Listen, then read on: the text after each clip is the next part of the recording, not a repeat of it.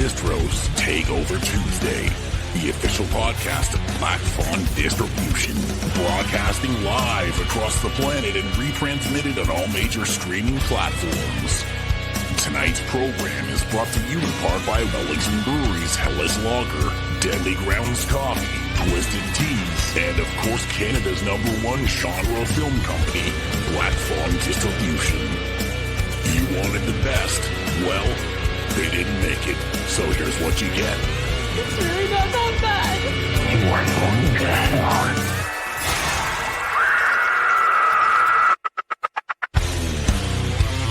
Here's your host, Benner from Black Fawn Distro. Kells, Hey. we're back. Hi, We're back doing with it. another edition of Takeover Tuesday. This is, of course, a Hotstove From Hell edition. But how you doing? It's been. We're doing these consistently now. It's amazing. We're awesome. trying. We're making an honest effort, Benner. We're trying our very best. It took us like 500 years to put together this show. But Yeah. it was fantastic, and it had nothing to do with our guests. Just to be clear, like it had everything to do with our us. And by organizational us, I mean skills. me, because you're the your organizational skills. Yes. I am the person that just does it off the fly, I think. But I do some organization, right? Absolutely. Yeah. You again, earnest efforts. That's all we're doing here today. Well, listen, I want to welcome everyone back to the program. Thank you so much for checking us out. We are, of course, broadcasting live to Facebook, Twitch, and YouTube. And we used to broadcast to Twitter, but it's such a pain in the ass now that we can't figure it out. And it's like, honestly, like YouTube's kind of where it's at anyway. So if you are streaming this on your computer at home or maybe on your phone, but that's great. Thank you. We appreciate it. But of course, we are also retransmitting on all the major streaming platforms, including Apple Podcasts and Spotify. So of course, if you don't get to check this out live, you can grab it on wherever you catch your podcast. So of course, please remember to like, follow, share, and subscribe wherever you can. And we appreciate the help. Facebook Twitch, as well. sorry. Twitch Yeah. and Facebook. You're right. Yes, of course. But Gotcha. YouTube is like people love the YouTube. That's right the now. one. Like I know people love the TikTok, but it's like TikTok is for like younger people. That it's where it's at for younger people, and YouTube is where it's at for like maybe everybody else, right? Yeah, probably. Honor the show. Can I continue? So anyway, listen, we appreciate everyone popping back. If this is your first time here, hey, thanks for tuning in. Please remember to subscribe to the channel. It helps helps us put together more content, and also helps promote our guests that we have on the show that take time out of their busy schedules to kind of support us and support Black Fawn Distro and support Takeover Tuesday. And of course, specifically tonight, support Takeover Tuesday's Hotstove From Hell. And of course, tonight we are reviewing and having an in-depth discussion on The Substance, which is probably one of the most talked about, would you say controversial movies of the year? You think, Kells? I would say definitely one of the most talked about, and one of the most buzzworthy films of the year as well. Like between the Oscar buzz, between the reactions of this film, and the fact that it really just kind of came almost out of nowhere, but to everyone's surprise and great delight, I would say. So this has definitely been a buzzworthy film this year. It's definitely been on the tip of everyone's tongue. So of course we thought we have to talk about it because it's fantastic. Absolutely. And we'll get into this as to why we should just forewarn anyone watching this will probably be some spoilers in here as we get into it. You might kind of put that together by our names that we have. Of course, Kells tonight has got to pump it up, and I am 4 pounds of shrimp, which we will discuss later on in the program as to the significance of that. But listen, if you like I was mentioning, we've got lots of content going on the channel as well, not just the hot stoves, but we've also got our interview series, our Takeover Tuesday interview series. We just had Kevin Martin from The Last Video Store on the program. Fantastic interview, which was done live from his store, The Lobby in Edmonton, Alberta, which is super cool.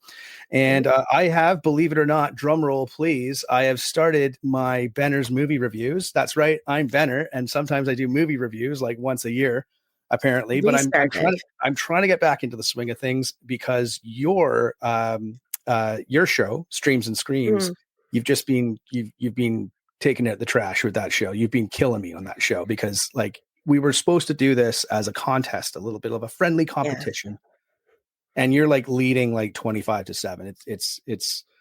It's a sad state of affairs over here, but I'm trying. And my review of Nosferatu is online now. Go over the channel, check it out. Let me know if I'm on the right track, or maybe I should just like completely stop altogether. No, keep doing it. And you have to catch up to me. Mine are easy because I don't have to leave the house. I know. That's the thing. It's travel. It's the travel. It's killing me, man. It's killing me. Anyway, so and you have your next Streams and Screams. You want to give everyone a little bit of a heads up on that?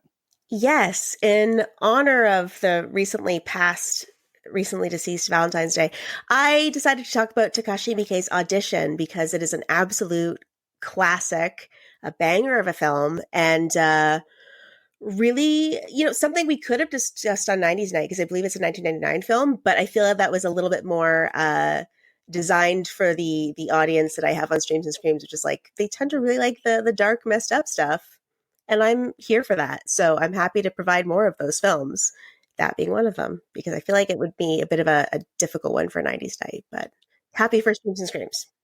Okay, well, there you go. And that should be live probably. I think next week it's going to drop next week. I think that's kind of where we have it slotted in right now. So make sure you check that out after you check out this discussion on the substance. Of course, quick shout out to our sponsors, Wellington Breweries, Hellas Lager. Thank you for sponsoring us all these years, and Twisted Teas, and as well as Coffin Creek Coffee. Coffin Creek has just recently rebranded from Deadly Grounds Canada, so they are now Coffin Creek Coffee. Yes, I know it says something different in the intro, which I have not gotten to re-record yet, but I will be doing that soon, so we'll have a little bit of a tweaked intro coming up. But listen, if you're in the Oshawa or Durham region, go to the Coffin Creek Coffee Cafe. How's that for alliteration? How much do you love that, Kells? Is that alliteration past the Kells test or what? That's just my favorite thing. So that really, the Coffin Creek Cafe, put it in a song. It's beautiful. We'll make sure we put a link down below. So if you're looking to order any coffee, you can do that as well. And you can, listen, if you need some fuel, that's the place to go. That's what keeps us going as well. And we'll have some more news, some kind of an expanded partnership with Coffin Creek coming up. So we'll get to that on maybe an upcoming program and let everyone know what's going on. But other than that, let's get going. Before we begin, though, we just randomly found out recently that we have access to super chats now on YouTube. So yeah, which, who knew that people wanted to make quick donations to us and get inside our heads and give us a pats on the back. But it was pretty. We found that out in the last program, and we're not going to lie to you. We're not going to BS you, right? Like we were like, holy crap, that's great. That's amazing. We should probably say something about that at the top of the program.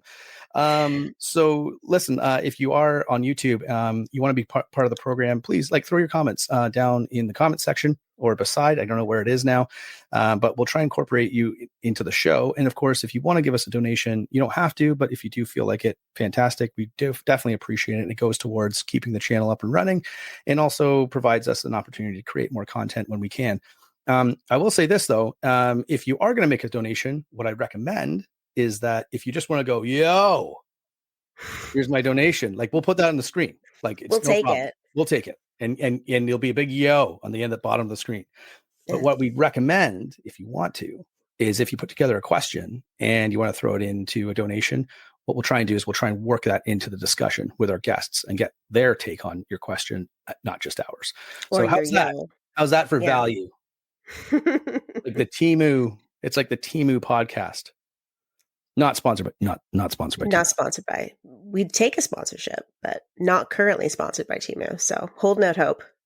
Anyway, let's get to it. We got a whole whack of guests. We decided to do a supersized version of Hot Stove because we love all these people, and they said, "Hey, listen, can we come on the program and would you help us out with this discussion on the substance?" And they were like, "Hell yeah!"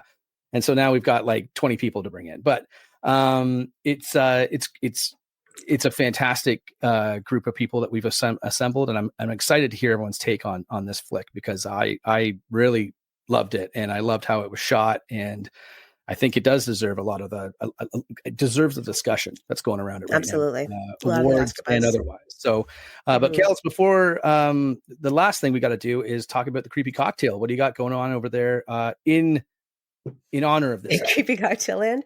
So in honor, Creepy Cocktail Land, in honor of the substance, I have a drink that may or may not be poison. But this is the Sparkle Spinal Tap, which is a smooth but sour combination of limoncello and lemonade with a chipper dash of cherry bubbly, topped off with a hypnotic or hypnotique, if you ask me, because I never know how to pronounce it, trip. So this I tried to really nail the color of the substance with this one. I feel like I did a decent job. And taste test. I'm not gonna lie, it's delicious. I might have already had one of these today. It's really good. So unbelievable. Just putting that out While there. I was slaving over a laptop. I was drinking away. Ready. That is a good question, Kevin. Thank you. Whoa, yo! Yeah. There we go. Question? We're going to do confetti every time. Thanks, we'll do confetti every time. It. You know what? Doesn't that just make you feel good? Like warm in your heart. I know. Anyway, without further ado, let's bring in our guests. Let's bring in some people. Let's get the show on the road. We got lots to talk about tonight. And Kells, why don't you kick it off? Who do we got? Who do we got? Absolutely. To the hot story. Yeah, absolutely. So to start off, she's an actor, writer, and director currently promoting the new horror anthology, The God of Frogs, which is such a badass name for a movie, by the way. She's apparently our new resident Kingslayer and no relation to Dave. Please welcome back to the program, Ali Chappell. Yay! Where is she? Let's pop her in. Bringing her in. Yay! I love you had to throw in no relation to Dave because the amount of times I got that growing up because the Chappelle show was like the thing everyone quoted at you. Oh my God, you related? I'm like, yeah. Listen, we had to do that because last time we had you on the program, like years and years ago, I was like, you never corrected me. Like I thought that was your name for like years, and I was like, dude, you've never corrected me, and you're like, I know, but like whatever. So I was like, never again. So anyway, but thanks for joining, Ali. Happy to have you here. Pumped. Of course, you were on the program a while back, so we're happy to have you back and get your thoughts on this cool flick. So many thoughts. Also, why is it called Hotstove? Is that similar to like Hot Knives, like what you did when you were a kid and you wanted to get high? No, but it could be. But no. But yeah, in all honesty. So, you know what? Hold on a second here. Yeah. Okay. So we've got him. We weren't sure if we were going to have one of our guests here tonight, but it was my fault, not his. But listen, he's a Canadian film legend. He actually hates that introduction. But what can you say about a dude who is now part of a new generation of slasher icons? He's currently starring in A Violent Nature and The Hyperborean, with more films on the way. Here's Johnny. It's Ry Barrett popping into the hot stove. Welcome back to the program, What's up, Mr. Barrett. What's going on? Hi. Not much. How's it going? Can you hear me all right? Yeah, absolutely, totally. sir. Okay. My other headphones like just died on me, so I just switched. So I'm just making sure. Oh well, if you don't have cool headphones, you're not allowed to come on the program. It's the only requisite that we have. Kells, who else we got over there? So returning to the program is our favorite spooky mask maker. She's currently crafting a new Evil Dead Ash mask, as well as an actual scary scarecrow, which will hopefully inspire the youth of today to make some more spooky scarecrow movies. Please welcome back to the program, Makeup Billy. Yay! Oh, hey! Yay! Oh, hi! What's going on? How you guys doing? I never want to leave. Have you seen this hallway? Yeah. Vic, you were on the last hot stove. So thanks so much for coming back. For long legs. For long legs. If you haven't checked out that episode, it's like one of the favorite episodes I've ever done.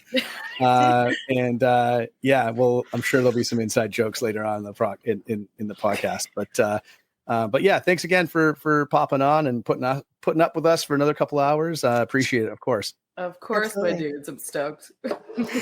And last, but certainly not least, she is a screenwriter, actor, and professional weirdo. She recently had one of her screenplays make it to the second round of the Austin Film Festival and is currently working on her debut horror movie.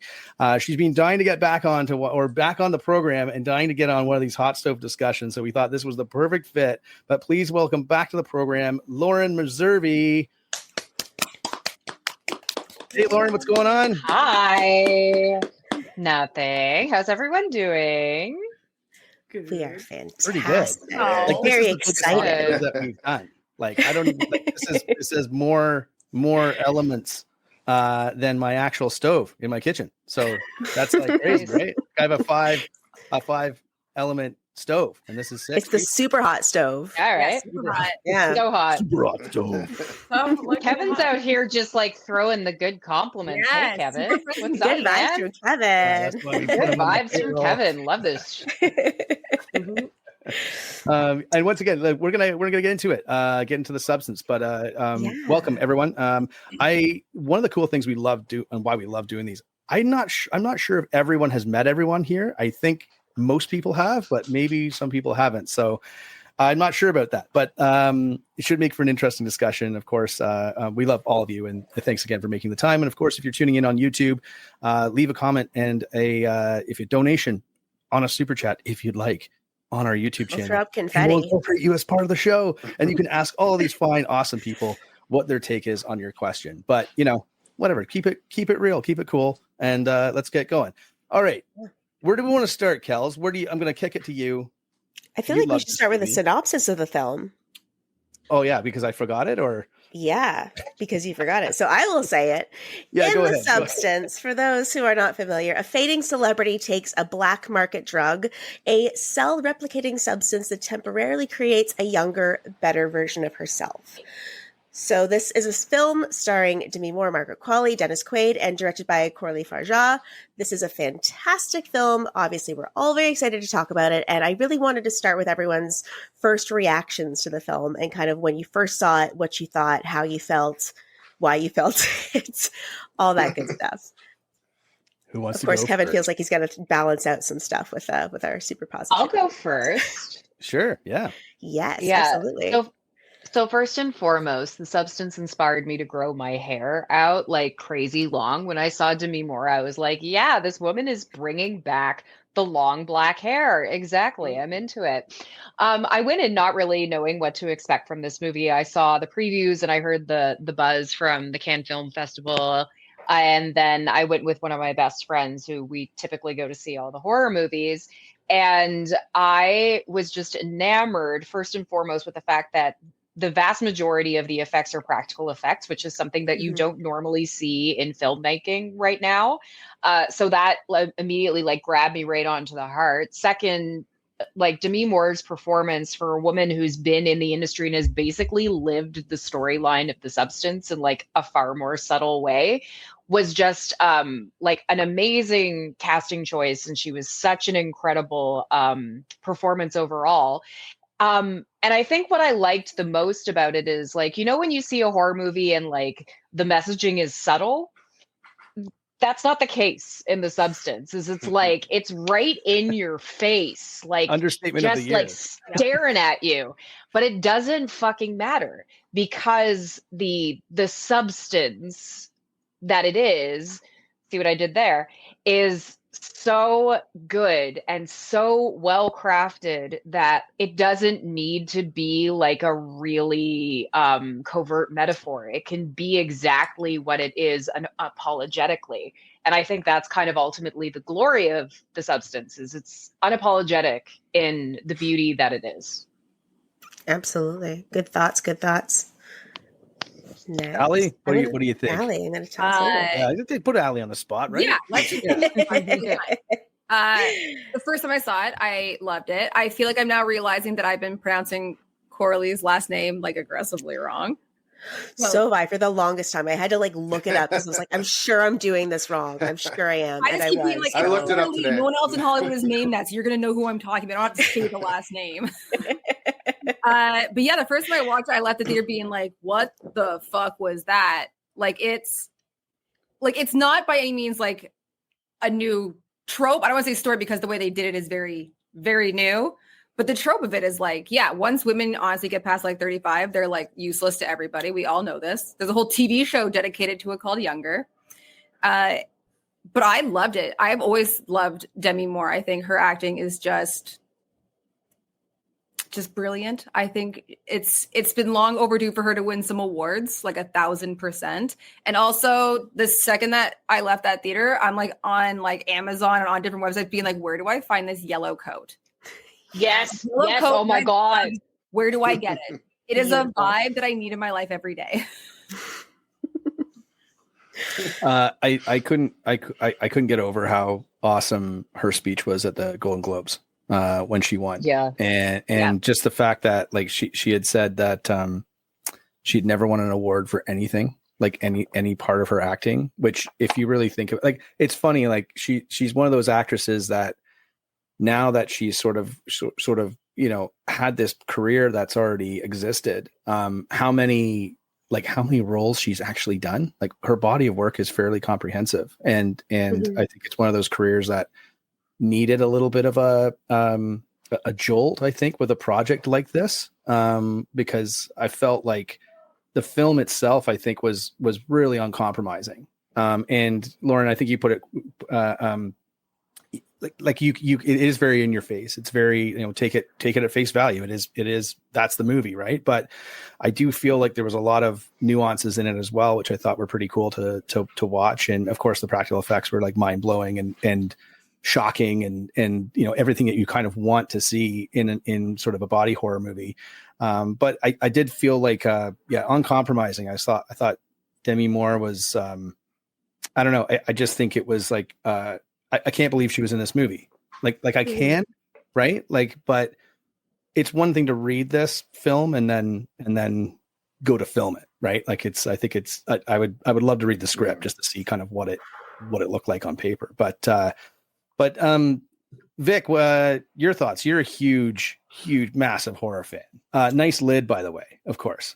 Right? Yeah. But, Right? Always represent. 90s night too, which are available for sale at our website. Yeah, But dude, it's cozy. But you watch a ton. you watch a ton of horror movies, and you do your reviews over at on your own YouTube channel. Of course, we'll throw a link down in the comments or below in the metadata there for people to check it out. Please subscribe to Make Up Billy's channel. But like, what were your like? How does it stack up with all the other movies that you kind of watched, and what were your thoughts on it? Frig. Like I went into this one super blind. It was one of those things. I don't even think I remember seeing the trailer, and then actually watching it. I just felt so much anxiety. I don't know if you guys felt the same way, as well as just it felt so raw. Seeing Demi Moore naked in front of a mirror, judging herself up and down. I'm like, this is so real. And then it slaps you in the face like a classic Cronenberg film, right? Like, I love The Fly, and I know exactly what you guys are saying, like when we kind of like relate back to that sort of thing. So like, I absolutely love this film. I think they nailed it. Awesome. Absolutely. I feel like with this film, like it's 2 hours and 21 minutes, but you never really feel that. Like it just kind of flies right through. And I will say, like, never before have I felt such a range of emotions for a slab of concrete as like the very beginning of this film when they're showing the star on the Hollywood Walk of Fame and like everything that it goes through and then circles back around to it at the end. I was like, I felt emotions for that star. I was like upset when someone dropped ketchup all over it. I was like, that's terrible. Like it's a wonderful, wonderful thing that she's able to craft these feelings within you for something that's the first 2 minutes of the film and be a slab of concrete. But it's also like, I feel like a wonderful way to look at addiction and destruction and societal pressure and like the absolute horrors of aging. You know, and I think that it's such a fantastic film for being able to explore these ideas and approach them from a different way. And, you know, for Elizabeth Sparkle, like she has all the opportunity in the world, but she still goes back to jazzercise. And that's like a whole other conversation, I think, to go back to that is like why that was a whole point of return for her. But I really want to know Ry's thoughts on this film as well. So I'm going to toss it over to Ry. Well, yeah, like a lot of you guys, I went in really blind with it too. Like I heard about all the buzz at Con and other festivals and everything. And I had seen Corley's first film, Revenge, before. So I knew it was going to be super stylish and I knew it was going to be cool, but I also just wanted to kind of not know anything going in. So I stayed away. I went and saw it in a theater by myself because I couldn't find it anywhere else. Finally went in there and saw it by myself because no one was around that day and I just wanted to see it before spoilers and everything. And I was blown away by like so many elements of it. I love satire for one. And when you mix it with a genre that just really works, like it kind of kicks ass that way, like RoboCop or, Verhoeven's Starship Troopers. It really just works. But a lot of satire is like grand scheme things where this is very intimate and really relatable and like topical today. And then on top of that, it's like there's so many references to other films and so many little nods to other things. And obviously the special effects, like the performances, Demi Moore's fucking unreal in it. And like, that's the thing. She's so cool because over the years she does this thing where she came back in Ghost and she made this, it's like the most talked about crying scene of all time with the one tear coming out. Then she did G.I. Jane. She shaved her head and got a buff for it. Then she did Striptease. So it's like each like decade she comes out with this new like complete reinvention of herself. Mm-hmm. Yeah. So it's just like, it's so cool seeing that and everything else that everyone said too. It's like, there's so much to love about the movie. Yeah. Almost like kind of like Keanu Reeves, right? He sort of goes away for a bunch and then he comes back and reinvents himself in some way. And I This is think for John Wick. I mean, listen, the fight scenes in this movie, that's not something I thought I would say when I was going in. I was like the replacements, like which one? We should preface this just again before we get deeper into this conversation, but there are going to be spoilers because, and we're going to try and keep it somewhat spoiler free, and we have been over the first half an hour, but we're getting into this. We're getting into the shit now. So if you haven't seen the movie, I recommend you go into it as blind as possible, especially if you like. And then come back to this podcast later. That's right. That's right. Check in later. See what I did? I wove in the marketing aspect. You got this. I will say, like for me, I think when I looked at film, what was cool for me was like it really had like it's like a bonkers gonzo idea. I love the setup, but it kind of really puts you into this sort of like it's shot amazingly well. And I had to look up who was a cinematographer. It's actually the same cinematographer who did Promising Young Woman, which makes a lot of sense once you know that. Mm-hmm. And just that it's got this sheen to it and this sort of like, it doesn't necessarily feel like the real world, but it is the real world. And so once you're kind of operating inside that world, you can kind of get away with, as a filmmaker, you can kind of get away with more like crazier stuff, which I really think drove a lot of the concept home. Like the initial concept of the film is so, crazy, but I love movies like that where you're like, okay, well now I want to know. Like I want to know. I'm totally strapped in. Mm-hmm. I totally want to ride this roller coaster. Like what's going to happen next? And they set it up so well. Like there's always rules. Like I was trying to think of a movie that it was very, very similar to, but in just the setup, where it was kind of like, here are the rules, like kind of like Gremlins, right? Like where you're like, here are the rules. And don't eat it after midnight. Do not break the rules. But you're like, but the rules are going to get broken like in 40 minutes. Like, I can't wait. I'm going to talk about Fight Club. And and I just thought like it was such a brilliantly put together, like Barrett, I think you just mentioned satire, like, but also with these horrific types of scenarios where very jolting and very like in an abstract but realistic way. And I felt like the people I watched it with, very emotional connection to the film, especially the bathroom scenes. And for me, like I felt like it was really, it did a couple things I wasn't really ready for, but at the same time was influenced by like a few things that I was really surprised by too. And I think it just really felt like a complete vision and an uncompromising one at that. And those are the movies I will watch all day long. So. Yeah. And you mentioned the bathroom scene. And I think one of the things that's the most effective about those scenes is that that's her only safe space, but it does not feel like a safe space. Like every time that you're in that bathroom, like something physically traumatic is going on. But this is like her area where like this is the only space she has to sue / Elizabeth. This is kind of her only area. So that's an interesting point that I hadn't really thought too much about with the bathroom scenes. But like now that you mentioned it, the more I think about it, the more like there's so much in there. But I kind of want to ask everybody, the Substance has a hyper focus on the commodification of the female body and the horrors of aging, particularly in the entertainment industry. So do you think this movie could have been made in the 90s or 2000s? And if so, do you think the tone would be different? Yeah, I mean, very loaded question. Yeah. I'm gonna start again because I'm just such a keener, and because I am like on the cusp of my 40th birthday, so I'm turning far past my expiry date in 1 month, and I've just come back into the acting world for the first time in something like 14, 15 years. And so one of the things that had stopped me for so long going back into it was this idea that's in the Substance about the commodification and the obsession with youth. And my thoughts were always like, oh, I'm not young anymore. I'm not going to be able to do this game. But seeing Demi Moore on that screen was part of actually what prompted me to go back in, because I was like, well, fuck it. Look how good she looks up there. And she's incredible. And she's like in her prime. Fuck that idea of youth being the ultimate grail of power. I'm going to go and I'm going to do this.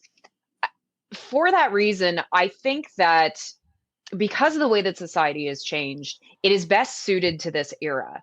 You could have tried to make it in the thousands, or the early thousands, you could have tried to make it in the 90s with different actors, with different ideas, but it wouldn't have landed the way it does now. And the main reason is because we are so inundated with this message of plastic surgery, of women becoming perfect, of this uncanny valley version of humanity, that we're starting to understand that the uniqueness that made, specifically in this case, women so powerful in the past, or the uniqueness that set us apart, that's being lost.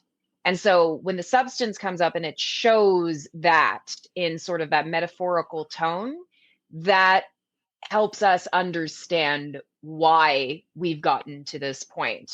And so this kind of shit was still happening in the early 2000s, in the 90s, where people were starting to be like, ooh, I kind of want to look more like this. And could I actually change this? And now we're taking a little bit of a step back and we're making a deeper evaluation of what that means for us as a society, but also what it means for how women are perceived. So could it be made in other eras? 100%. Would it have been as good? Probably not. Yeah, I think that, like, yeah, go ahead.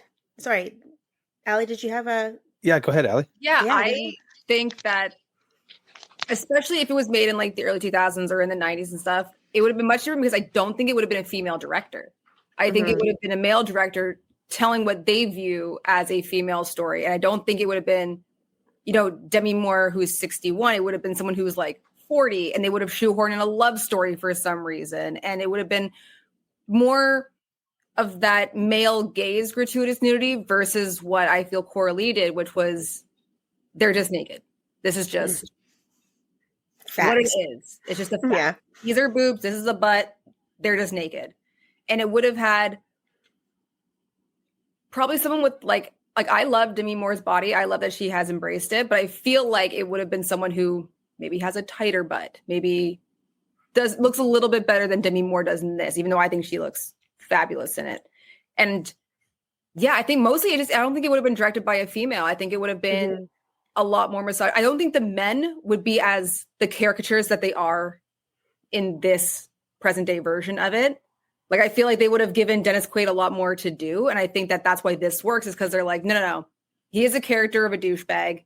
This is what he is. When he's eating all those shrimp, none of that would have happened. Go eat your shrimp. Yeah. The whole scene where 4 pounds of shrimp. But that whole scene where Demi Moore is just like eating and cooking and looking disheveled, that like would not. That gave me so much anxiety. Oh man. Yes. Yeah. I was just in the theater. Like, that was the one part of the movie out of everything that made me pull my coat over my head, because I just like couldn't handle it. I was so here for it because I was like, yeah, eat all that food. I don't care if how often do beautiful The finger women licking and shove stuff in their faces all the time. And then he walks up and puts his arm around a guy without even wiping his hands. Oh, yeah. Like, all of the old grease wipe. We've all done it. If I had a nickel. I always wanted to be like, love you, and just wiping my hand across their back.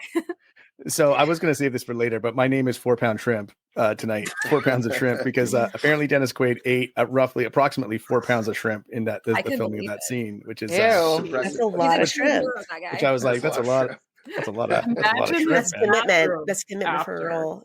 Yeah, I mean, I think a lot of it, like, sorry, just that food scene reminded me of this too. Is just like the preposterousness of the setup and a lot of the things in the movie are on the surface preposterous, but once you kind of buy in, you're like, yeah, but it's like this is what I'm getting into. You kind of like you allow it all to happen, right? And so, like, again, like the bathroom, like nobody has a bathroom like that, I don't think, right? Like, I mean, I've never seen one like that. Yeah, rich people probably have them. And I think when in the first scene when you see that, I was like, look at this bathroom. Like, I think I said something not like that. Not the whole apartment that she has that's like stunning and beautiful and huge. Yeah, like, well, like not in a shitty way, not in a shitty way, but I was just like unrealistic. Like, this anyone can have this apartment, but that bathroom, yeah, I'd kill for a bathroom like that. But like tub and a shower, what? But I just yeah. So, but I was like, but then that all, like the food scenes as well, right? It's like she's like, I'm just gonna cook everything and eat everything, and it's like. But it's like more food than you could possibly even imagine, like in one scene. But I thought that was prevalent throughout the entire movie, especially up to the climax of the film and the third act, where it's so kind of crazy that it really hammers home, like you were saying, Lauren, like it's like hammers home like that point of like, no, this is this movie. Like, this is the movie that you signed up for. This is what you're strapped in for. Yeah. Even if you didn't know what you were going into, it's like, once you're there, you're there. And like, there is literally no escaping it. You can't look away because the sounds are there. You can't like kind of pretend you're not looking because something will be like on the screen and will be revolting. And if you walk out of the theater, you can hear the people in the theater screaming. So it's an unescapable glory.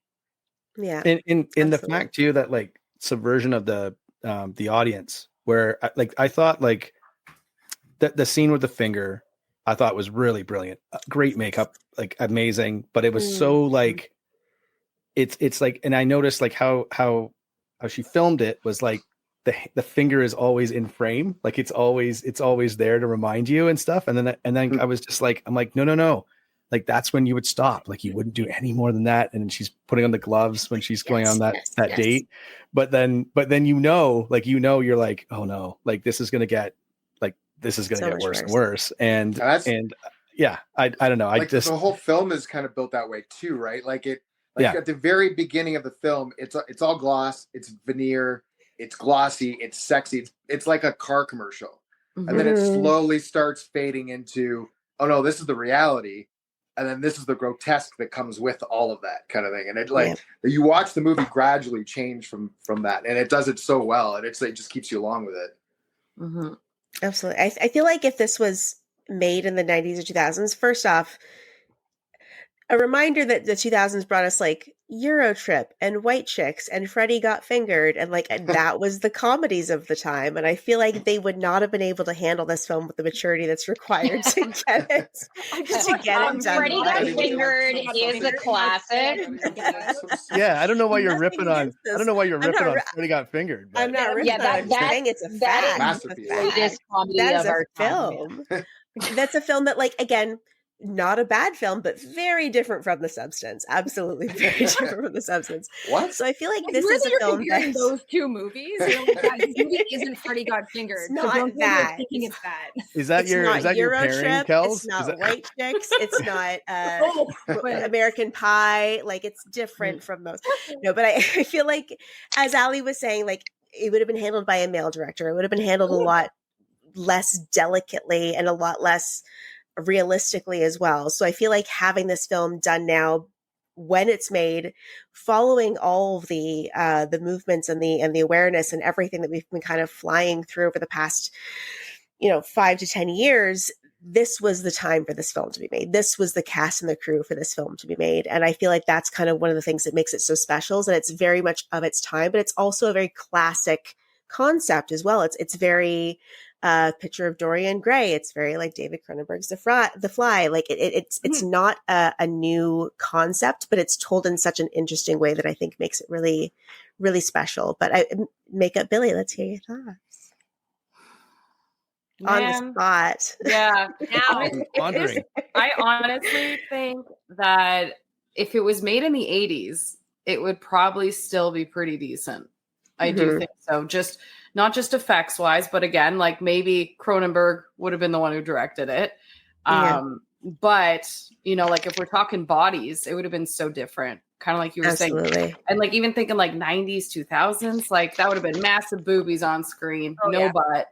But what's interesting is she takes this person who's into fitness and you're like, they're sticking with this sort of strong body vibe, which is interesting, right? Considering back then that wasn't, the 80s maybe. The 80s maybe they were kind of into that. Who was it? Farrah Fawcett? Death Spa. Hell yeah. Oh, Jane Fonda. Jane Fonda. There you go. Right? Oh, who's making a comeback with her workout tapes? No. Is she? I just saw an influencer post like getting a press box for it, and it's like an actual. They sent her like a TV with a VHS tape. They sent her a VHS, and it's Jane Fonda now being like, "Here's my new VR workout," and I'm like, "Shut the front door." I need that. Jane Fonda, perfect time for this. Jane Fonda is immortal. Like I don't even know how old she is, but it's crazy. Like she's beautiful and brilliant. Jane Fonda took the substance. That's it. Let's just be honest with ourselves. She is the substance. She does. And one of the comparisons I wanted to make with that scene where Demi Moore is like going on the date and she's wiping off her makeup and doing it again and wiping it off. It gave me that vibe of, did any of you guys watch that Grace and Frankie show that Jane Fonda did? Yeah. Cool. I didn't either. But the whole scene, I watched that one particular scene where she's like, Jane Fonda's standing for Peter Gallagher and she's just like, this is the real me. And she's taking off of her makeup and her eyeshadow and her eyelashes and all this stuff and just being like, I'm not a young woman anymore. This is who I am. Is this who you still love? I'm like, damn. Demi Moore pushed from that a little bit. Like just for the benefit of our audience, Jane Fonda is 87. And she's really? Which is like insane. It's like there's like dudes that are having trouble getting to their 80s. Yeah, that is a guilt. She works out and she supports people. That's hot. Yeah. Well, hey. Appreciate that. I think one of the things like obviously when I looked at the film, like influence wise, like obviously saw some clear shout outs to like Stanley Kubrick. Kubrick generally. John Carpenter, like The Thing, obviously, The Fly, obviously. But I also felt like I was reminded a little bit of American Psycho. And I feel like, Kells, because you did tell me, you mentioned this question when we were putting together the program, and I was like, I wonder what Mary Harron would have done with it in like the late 90s, early 2000s, because when we did our review on that movie on American Psycho, like we were very much like, it's such a brilliant film. It stood the test of time. Ahead of its time too. Ahead of its time. And Mary Harron didn't really do much after that, which is, I think, criminal. But this film, I feel like, has a bit of that vibe to it. Like American Psycho, it takes place in the 80s, but it is somewhat kind of timeless. Satire. Like you never really know what decade it's fluctuating in. Timeless satire. But past that, I feel like Vic, what you were saying, like, I think, I would be directed by a guy in the 80s, maybe Terry Gilliam. Like, I feel like Terry Gilliam back when he was good. Yeah, when he was like not like so weird. Like Brazil days, like maybe right before 12 Monkeys, like around there. Like I feel like he might have been able to do something cool with it. But having said that, I do feel like this movie will have some of that like longevity to it. It's timeless. It's a timeless concept. Even think about a weird way to relate this, but football players. Think about you have such a short career because your body can only handle so much.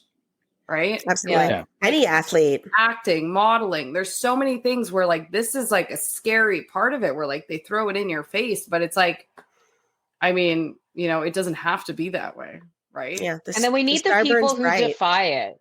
Yeah, we need the people who Absolutely. defy those things. So like we got Demi in this movie, and in the like, for example, like I'm a huge football fan. I can't help myself, but like we had Tom Brady who completely defied everything, whether you like it or not. He played at a time when it is considered ungodly for football players to be there. So the reason why we have like these people who come up and they show us that like age, although it does take a toll on the body, it is still to some degree not the end of you as a person, as long as you respect the balance, which is where the substance really comes in. Is it's like, if they did respect the balance, would you have had kind of the perfect career on both sides? Yeah.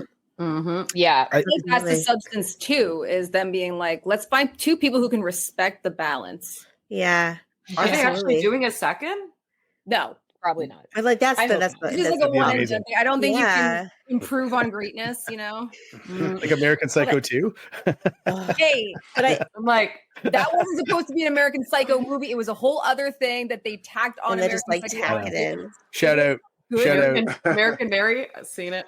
No, Shout out William Shatner. With Mila Kunis and William Shatner, and it's good, and I will die on that hill. It's not. Yeah, it's a movie.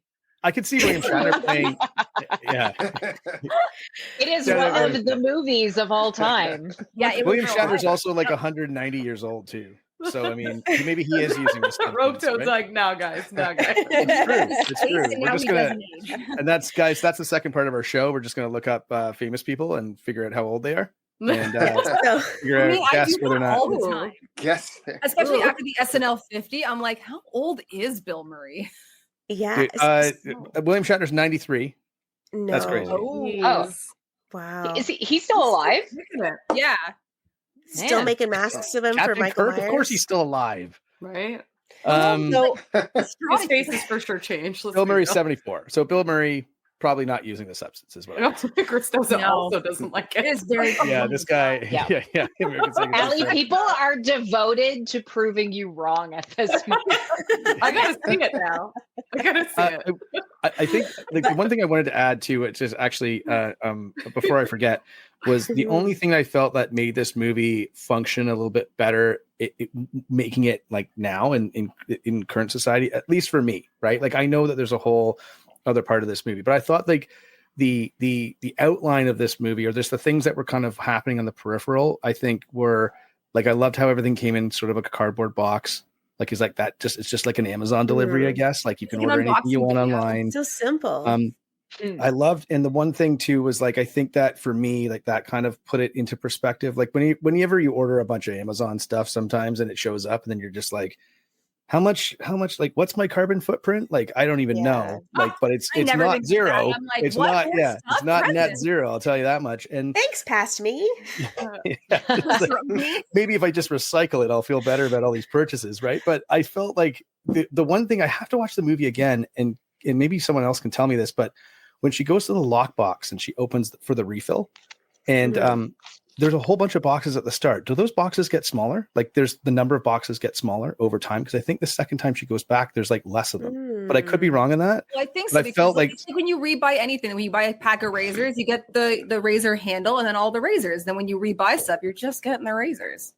You already have like, see, I didn't take it or like that. If there's people that are subscribed to it, and then those people are kind of dropping off the subscription package as we go along. Is that kind of what you mean by it? Like the people are either dropping off or they're like not surviving through it because they're either bailing out early or whatever the circumstance may be. Is that kind of what you mean by that? Maybe I'm answering that wrong. I thought it was that people did not respect the balance and therefore they didn't have as many subscriptions because there wasn't as many customers. Like, I don't know about you guys. I would have just never have been able to do the first thing. There were so many instructions to that. Did you guys? Yes, and there's instructions. They just like sent the things and be like, "Here's step 1, step 2, step 3." I'm like, but what do I do with step 1? Like, how do I know to stick that into my spine?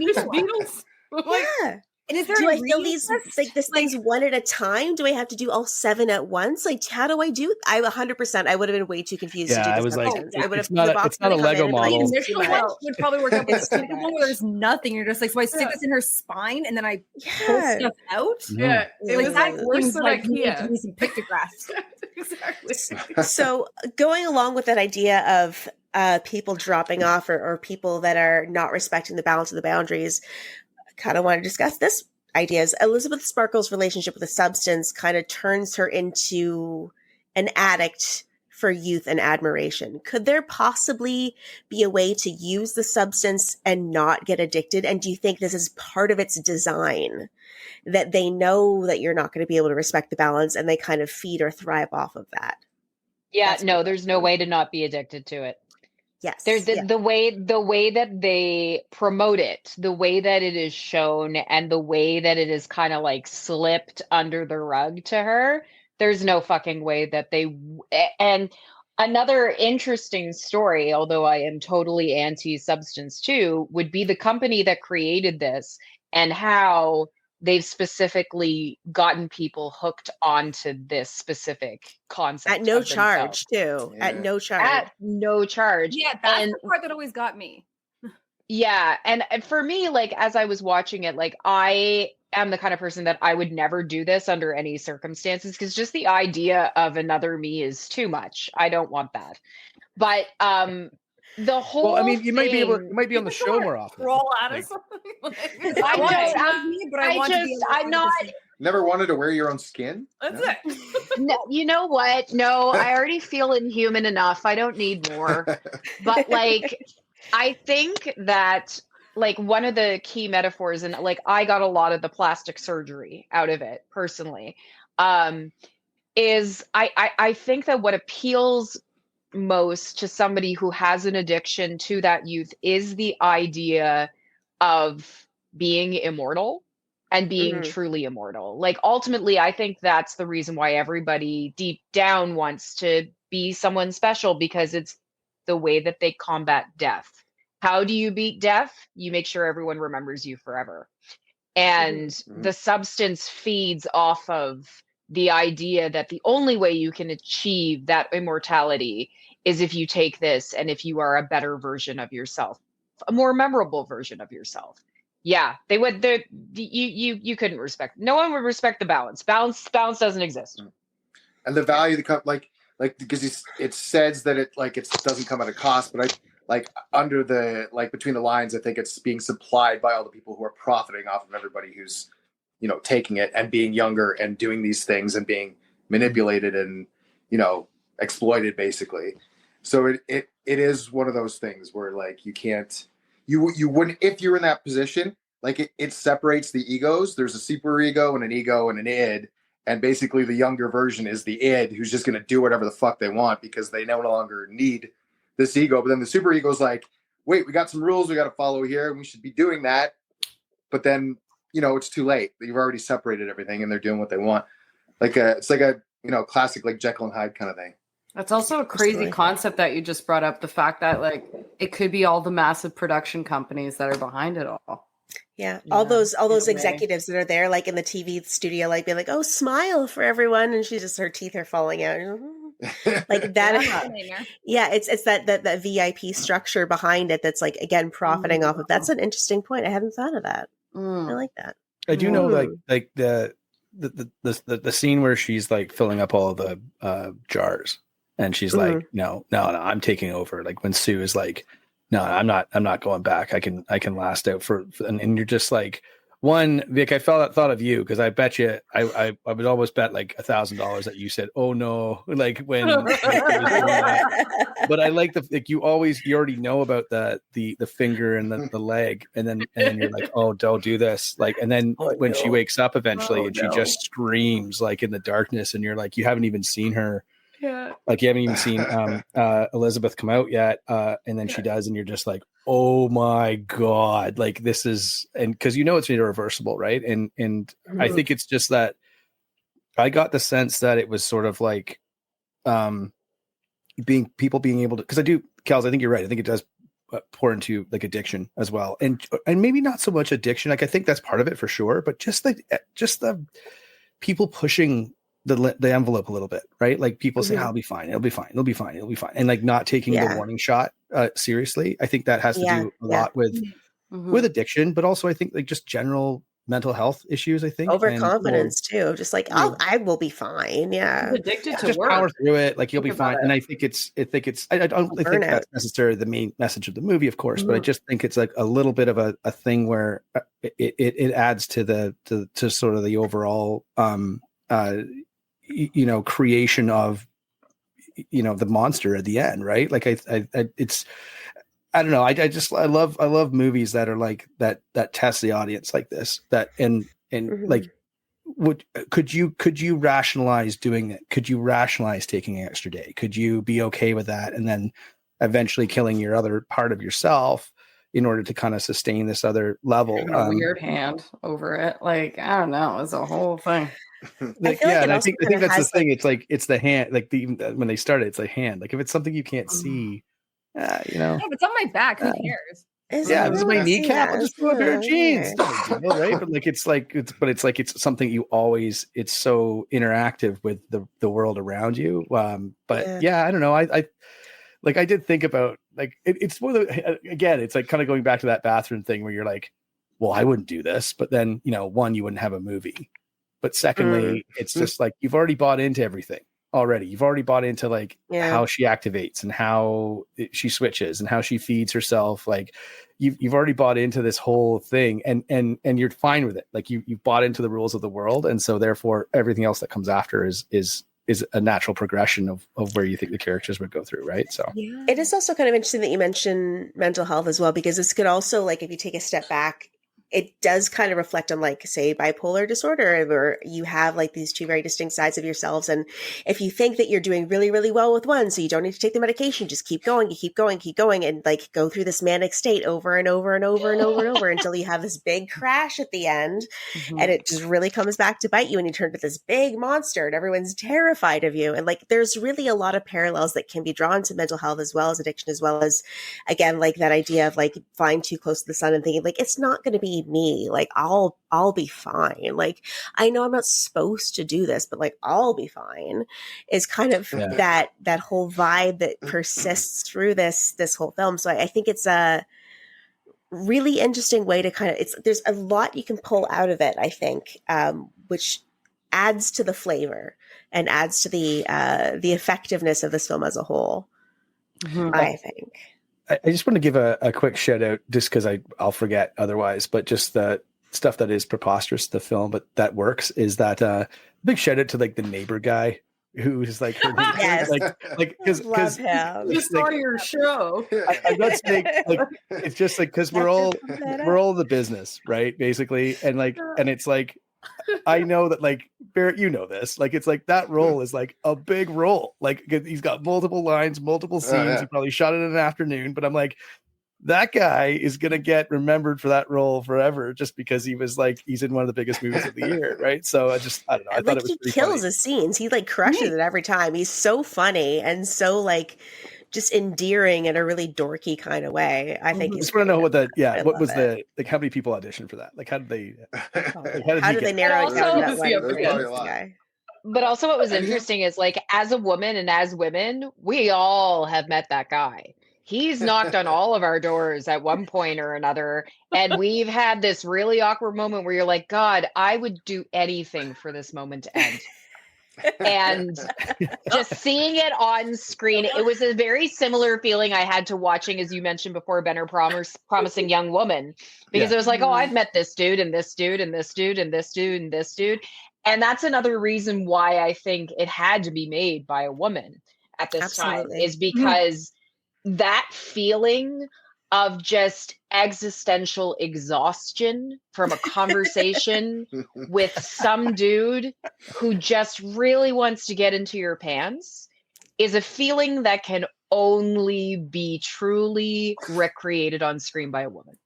Absolutely. Well, it's funny too, because I one of the things I always say is like, obviously there's a lot of, there's a part of the internet, right? And a part of our culture that says, I don't know if I like that because this person directed it, or I don't know if this movie should be made or whatever. And I've always come back to like, this movie to me felt similar to when I watched like a Jordan Peele movie, where it's like, I've seen a bunch of movies through the male lens.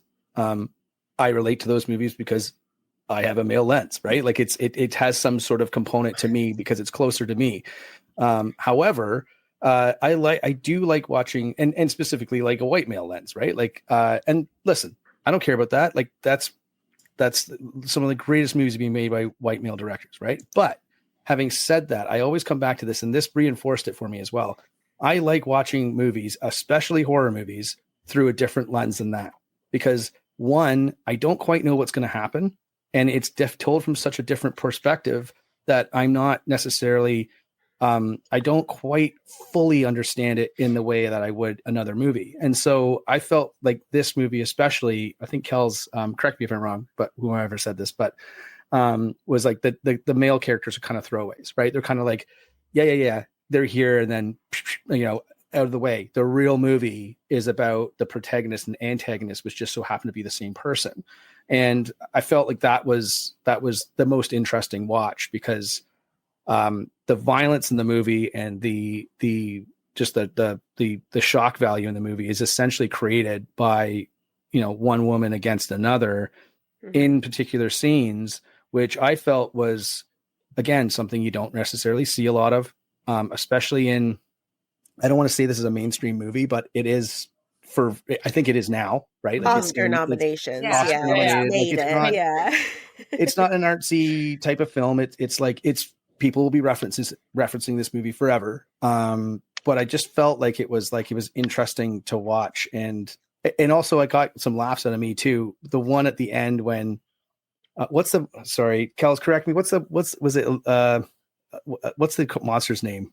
It's Monstro. It's Eliza Sue. Monstro. Yeah.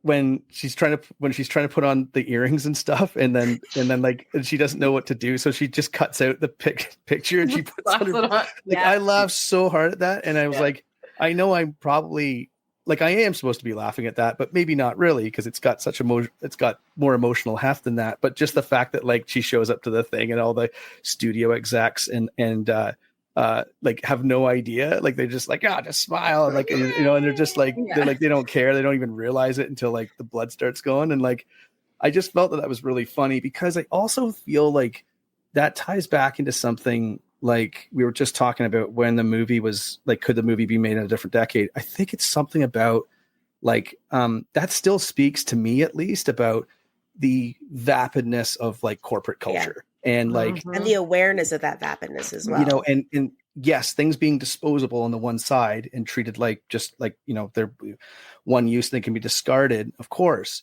But the other part of it is just that the people that are making the money are too stupid to realize what's going on, and have no idea what they've either created or what they're destroying. And I don't know, I love to see that come back in movies. I feel like that has been missing for a little while, and I think it's coming back full tilt, right? So yeah, I think so go ahead.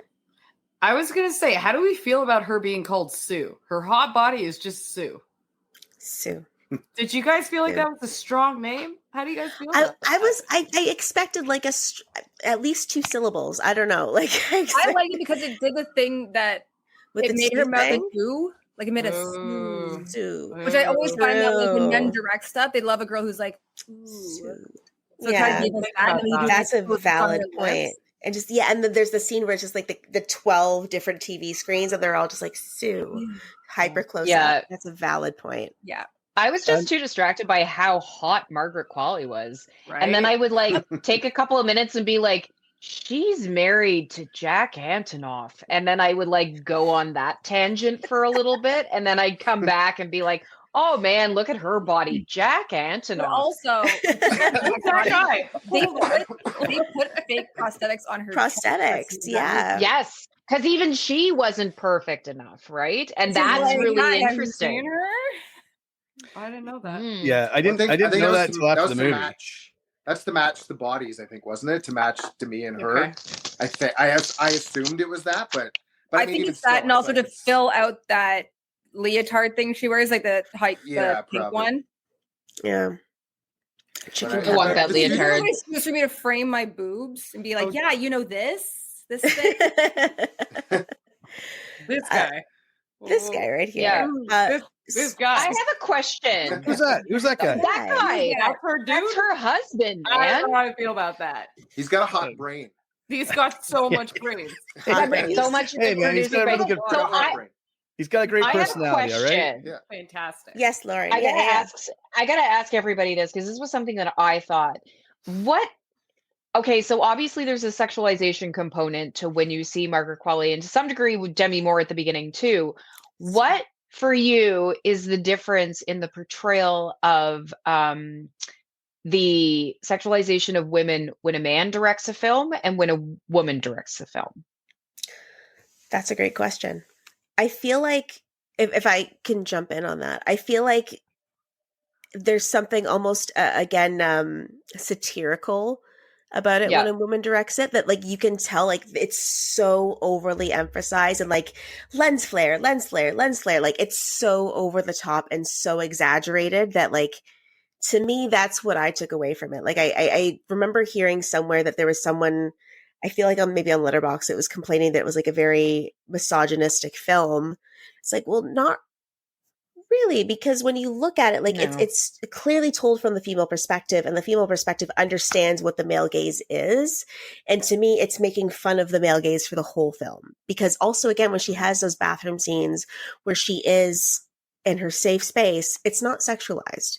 It's not the same that we would have seen if this was made in the 90s or 2000s. This is like, it's a very like, this is her space, this is where she is, versus when she's on set.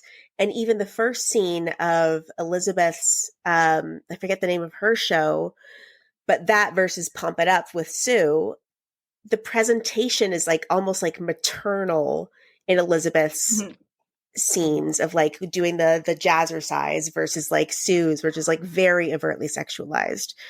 So for me, I feel like if it was done by a male, it has like that same veneer, but without the self-awareness, if that makes sense.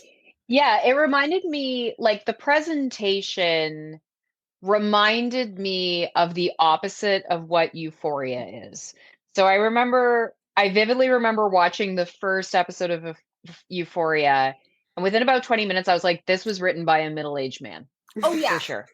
Because of the way that the young women were very specifically sexualized. I was like, this is a fucking man thinking about what these teenage girls would be doing.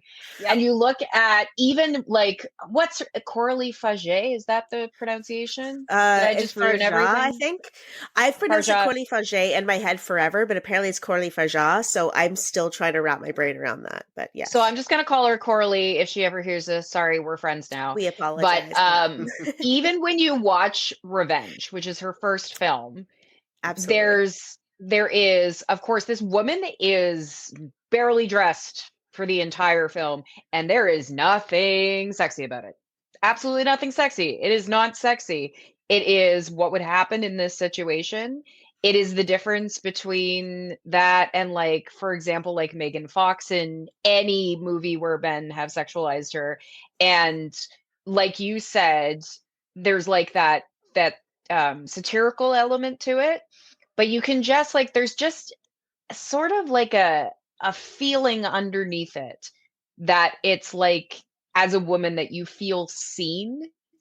Yes. That I personally don't feel as much had that lens be done with a woman, like, or with a man, like in Euphoria. Yeah. It's like a little tip of the hat. It's like an homage under the score of it. Yeah. Right. And it's funny you mentioned Megan Fox, because I immediately compare to what they're making fun of is Michael Bay. His fucking portrayals of shit, because it's just the veneer. Like I think the way that you guys are describing it, the way that I think it is too, is that, and it varies from person to person and everything. But like in this film, it feels like a 360 version of satire in your face because it's on purpose and because it's there. Whereas, like, a lot of the times, if it's a guy shooting something to be sexy, like in a Transformers movie or something, Transformers. I mean, I've never seen. I've watched any of those Transformers movies. But like I know. it feels like a 180 view as opposed to a 360 view of what is the reality sort of thing. Absolutely. It's like That's a great way to gives put you it. this like, you know, a sheet of paper to look at as opposed to like a sphere sort of thing. And it's I feel like it's like that a lot of the times across the board when something is really aiming to be sexy when it's not actually. And then other directors really, like male or female or anything, some people know how to handle it just so much better. But with this, I feel like they're distinctly putting that in your, like Corley's putting it in your face and saying, this is how you fuck up by shooting something. Yeah, I think like the Michael, even like, I mean, I thought of the Michael Bay stuff for sure. In a way that like, because even some of the Michael Bay stuff is like, it's like, I mean, you just laugh at it because you're just like, it's so over the top. It's so car commercial, right? Like it's so like it is very, and I think that's like I think that there's certain directors that I think would have really captured the spirit of this movie or close to it. Like it would have been different. Right. But I mean, I think David Fincher could have done something really interesting with it, but I don't know if he could have, I don't know if any male directors could have gotten the performance that they needed from the two actresses. Like, I really do feel like, and again, part of it's just like, you know, you've been on film sets and you've been around how these movies are put together sometimes. And it's like, I felt like the start of when Sue shows up for the first time, there's a lot of nudity in that bathroom, but it doesn't feel sexual, right? Mm-hmm. Even Margaret Qualley naked with fake boobs or not fake boobs, like, you know, it was like, okay, yeah, but it never felt like it was the same as the over the top fitness show, which was interesting. Biological, because right, because you would think that, like, I feel like if a man had written the movie, maybe they would have flipped that, right? And you get this sort of intimate look at the bathroom, which is like again, and to, as well, like, not to. There's the scenes where they flop on top of each other. Like, I was like, gee, in order to film this, like, to commit to this is like phenomenal. Like, it's really, like I said, I keep coming back to this uncompromising vision of like, no, we're going to shoot it this way, and this is what has to happen. Like, you could have done a lot of cheats, you could have done a lot of cuts, you could have done whatever you wanted, but it really seemed like everybody was committed to making this film what it was supposed to be and what it needed to be. And I think that I don't care who you are, I don't care, who makes a film, but it's like, if everyone's in on that and they deliver what was set out originally to be achieved, then, full props. Like, it's a phenomenal piece of filmmaking if you can get that far, right? Mm-hmm. Sorry, I just have to interrupt for 1 second because I do have to hop off in a moment, but I wanted to make one more point about this and just about the body thing. It felt biological. Like, she felt like a science experiment, where I feel like a science experiment most days of my life when I go into spaces where I don't feel as safe with the male gaze. Like, when you go into the gym and, like, say a Good Life, which is basically a bar without alcohol, as a woman, and as a woman who might be considered conventionally attractive, you feel like you've been created solely for the purpose of these people to stare at you, regardless of what you're wearing. That is a universal woman's experience, I feel. And those bathroom scenes, when you're seeing these women and they're naked and they're in these vulnerable positions, that emulates that total feeling of just, I have been created for something that is not for me. And like that keeps going throughout the movie, and it goes to wild places, a wild, glorious conclusion, which is the best thing ever made.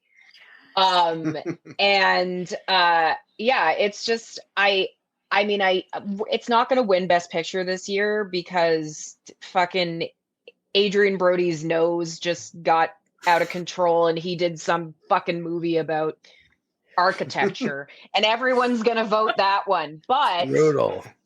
I think that So I couldn't. It was right there. I actually love Adrian Brody, but it's just like when I saw this movie, The Brutalist, I was like, oh God, nothing needs to be 3.5 hours. But I think that in a perfect world, The Substance would win because it's one of those horror movies that is a rare insight into not just like the political climates of the world, but the social climates, the emotional climates, and how everything has kind of come to this huge conclusion of change without actually doing the change on the surface yet. Mhm. And wish it could, but unfortunately, I'm going to settle for Demi Moore accepting her Oscar, and I'll shed some tears. But with that, I should probably go.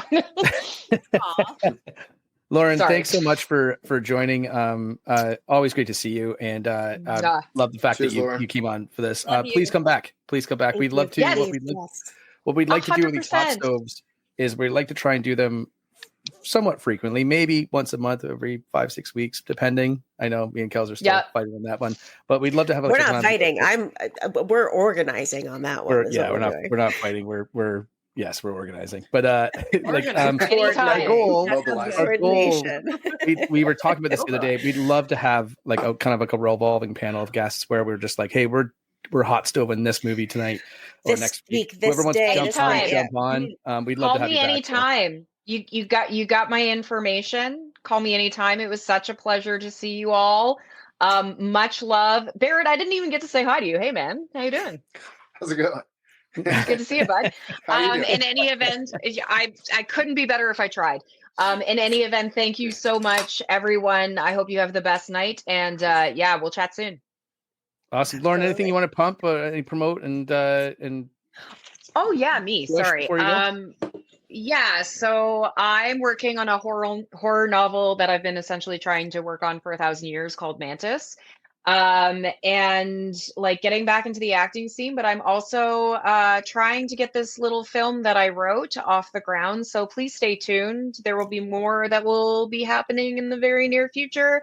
And you can follow my Instagram that is going across the screen every once in a while. I'll throw it up on the bottom of the screen. Yes. And please, everyone out there, Lauren, thank you again so much. Thank you, Lauren. Jump off if you need to. All good. We'll let you go. Thanks, dudes. Pleasure. Take care. So I do want to kind of 5. and then there was 5. I was going to say, I do want to jump into go better. Oh, go. sorry. No, I was just going to say before I forget, for everyone tuning in, thanks again for sticking around. We're going to keep going for sure. But please follow Lauren Messervey. Her Instagram's just at the bottom there. She's got lots of cool stuff coming up, and also as well, all of our other guests, Ali Chappell, of course, Makeup Billy, Ry Barrett. Their Instagrams are going across the bottom of the screen right now. Pull out your phone. I know you're watching this on it anyway, or you're watching on your laptop or computer. Punch in their Instagrams, follow them, give them a follow. They got lots of cool stuff, and that's the least. Hey, that's the least you can do for all this free content discussion that we're throwing out there. Anyway, Kells, over to you. I was going to say, speaking of the ending, I know we've kind of danced around it a little bit and mentioned it and referenced it, but let's talk about the ending of this film for a hot minute, because I do have to admit, I'm so glad I saw this film in theaters, and I 100% was laughing for probably the whole last 20 minutes. The hardest I've laughed at anything in all of 2024. Like nothing tickled my rib cage just quite as much of the entirety of the ending of this film. Wait. Is it because you went to see it in 4DX or? Stop it. No, but that would have been amazing. Is the boob hit an option? You get tapped. just blood spray just all over. I would have been amazing. The first 2 hours, but that last 20 minutes is just like chaos. Yeah, that would have been the perfect way to see this movie. No, but I did just see it in a normal theater banner. But hardest I've laughed in a movie in the past like 5 years, without a doubt. And also the most delighted I've been in a theater in the last 5 years, without a doubt. So I kind of wanted to get everyone's thoughts on the end of this film. Is it over the top, just the right breed of chaos? Like, what are your thoughts on this? Proceed. Honestly, if it didn't have that ending, I don't think people will be still talking about it, but that ending really just kind of solidifies everything. It's like it cauterizes the ending and it just fucking like explodes. And it's like same like when I saw it in theater, I think I was the only person there. There might have been like two. It was like a matinee show. Might have been two other people there, and I was actually like air drumming when the metal started, and it's cutting from all the blood and everyone getting splattered, and just like I was just like, this is fucking insane. This is amazing. Yeah. And you just at the beginning of the film, like you just don't expect it to get to that level, but you do once you're halfway through, you kind of gradually seeing it going there, and then if it didn't, I think we would have been disappointed. I think a lot of that has to do with the runtime. And, on 90s Night, whenever me and Kells do 90s Night, we always talk about runtime of movies in the 90s and how like it was like the 120 minutes. It's a sweet spot. It's like Terminator 2. Like this is what I always say. Terminator 2 is like the greatest action movie ever made, an absolute sci-fi action epic, and it's 2 hours and 15 minutes. If your movie is longer than that, you better fucking earn it. Like, because there's no reason for any movie to be now. Okay, you're making Godfather 2, you're making Heat. Sure. Yeah, absolutely. Lord of the Rings Part 3. Sure, absolutely. Because you got to earn that runtime. This movie, I think, did. I didn't once think like, oh, this could be cut or this needed to be shortened down. I thought it was the right length for all those scenes. Yeah. And I did think, Barrett, just going back to what you said, at the start of the movie where they show it's like the two eggs or the two egg yolks. The two egg yolks. Egg injection. Yeah. And then they take they show the Play-Doh kind of thing where they show the two and then they smash them together. You actually forget about that.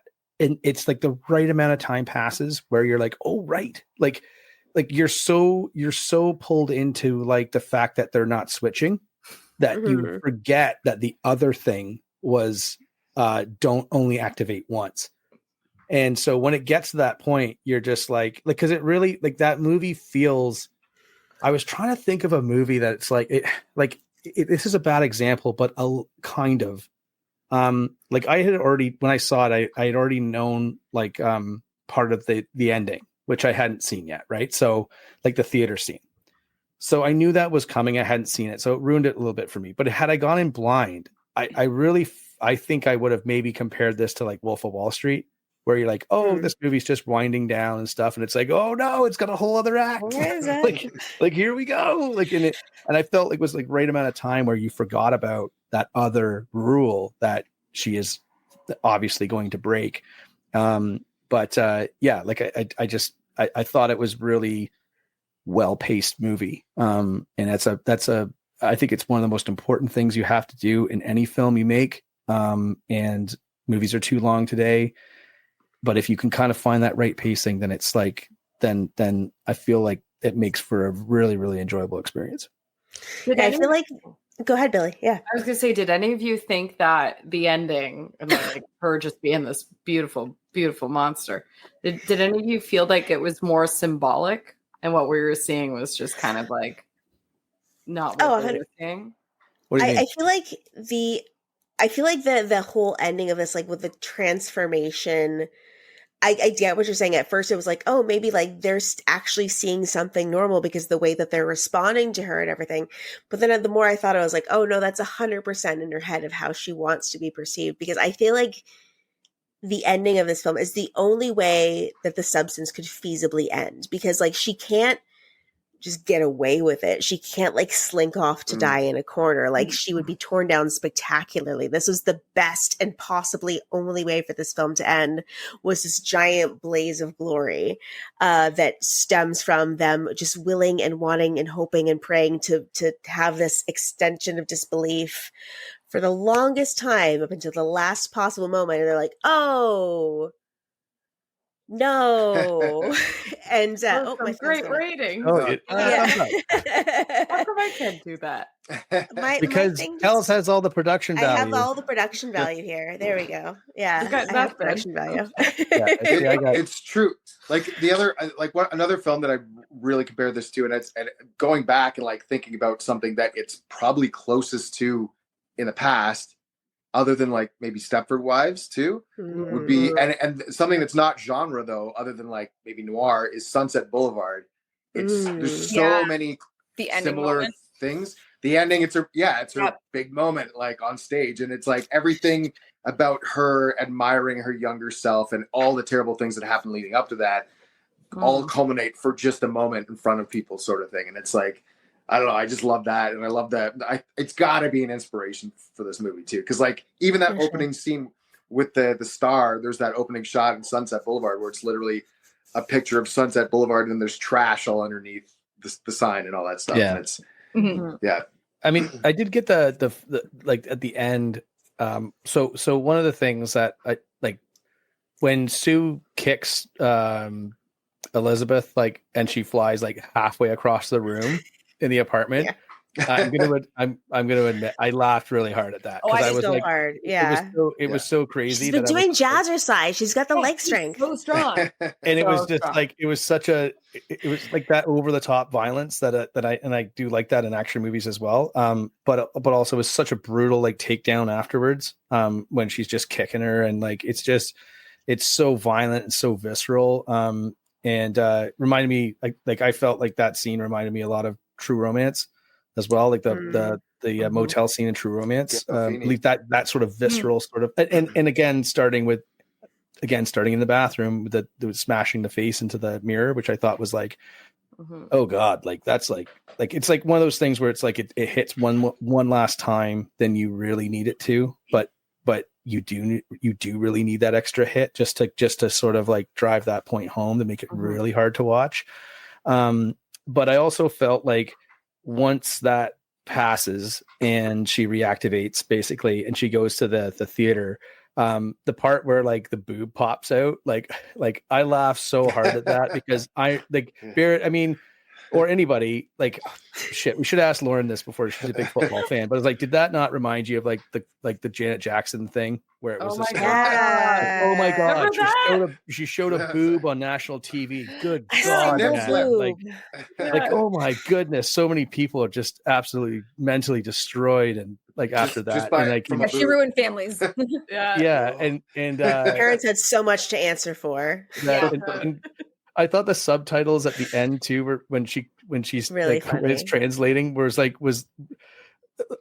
really funny because I didn't expect them, but I can't tell you why they were funny. I just thought like it was just like it almost felt like this televised, like the whole thing about it felt like this televised monstrosity and disaster. That's just kind of how I took it. But I was like, there was parts at the end where I was like, I don't know why this is so funny because I am emotionally invested in this, but it's tragic as well.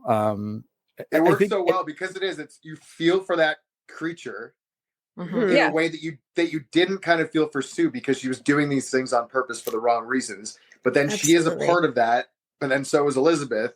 So it's like a culmination of all these things, and then you just feel sad for it because it doesn't know what to do on stage after it's there. And it's like, where does it go from here? Like it's like, this is my face.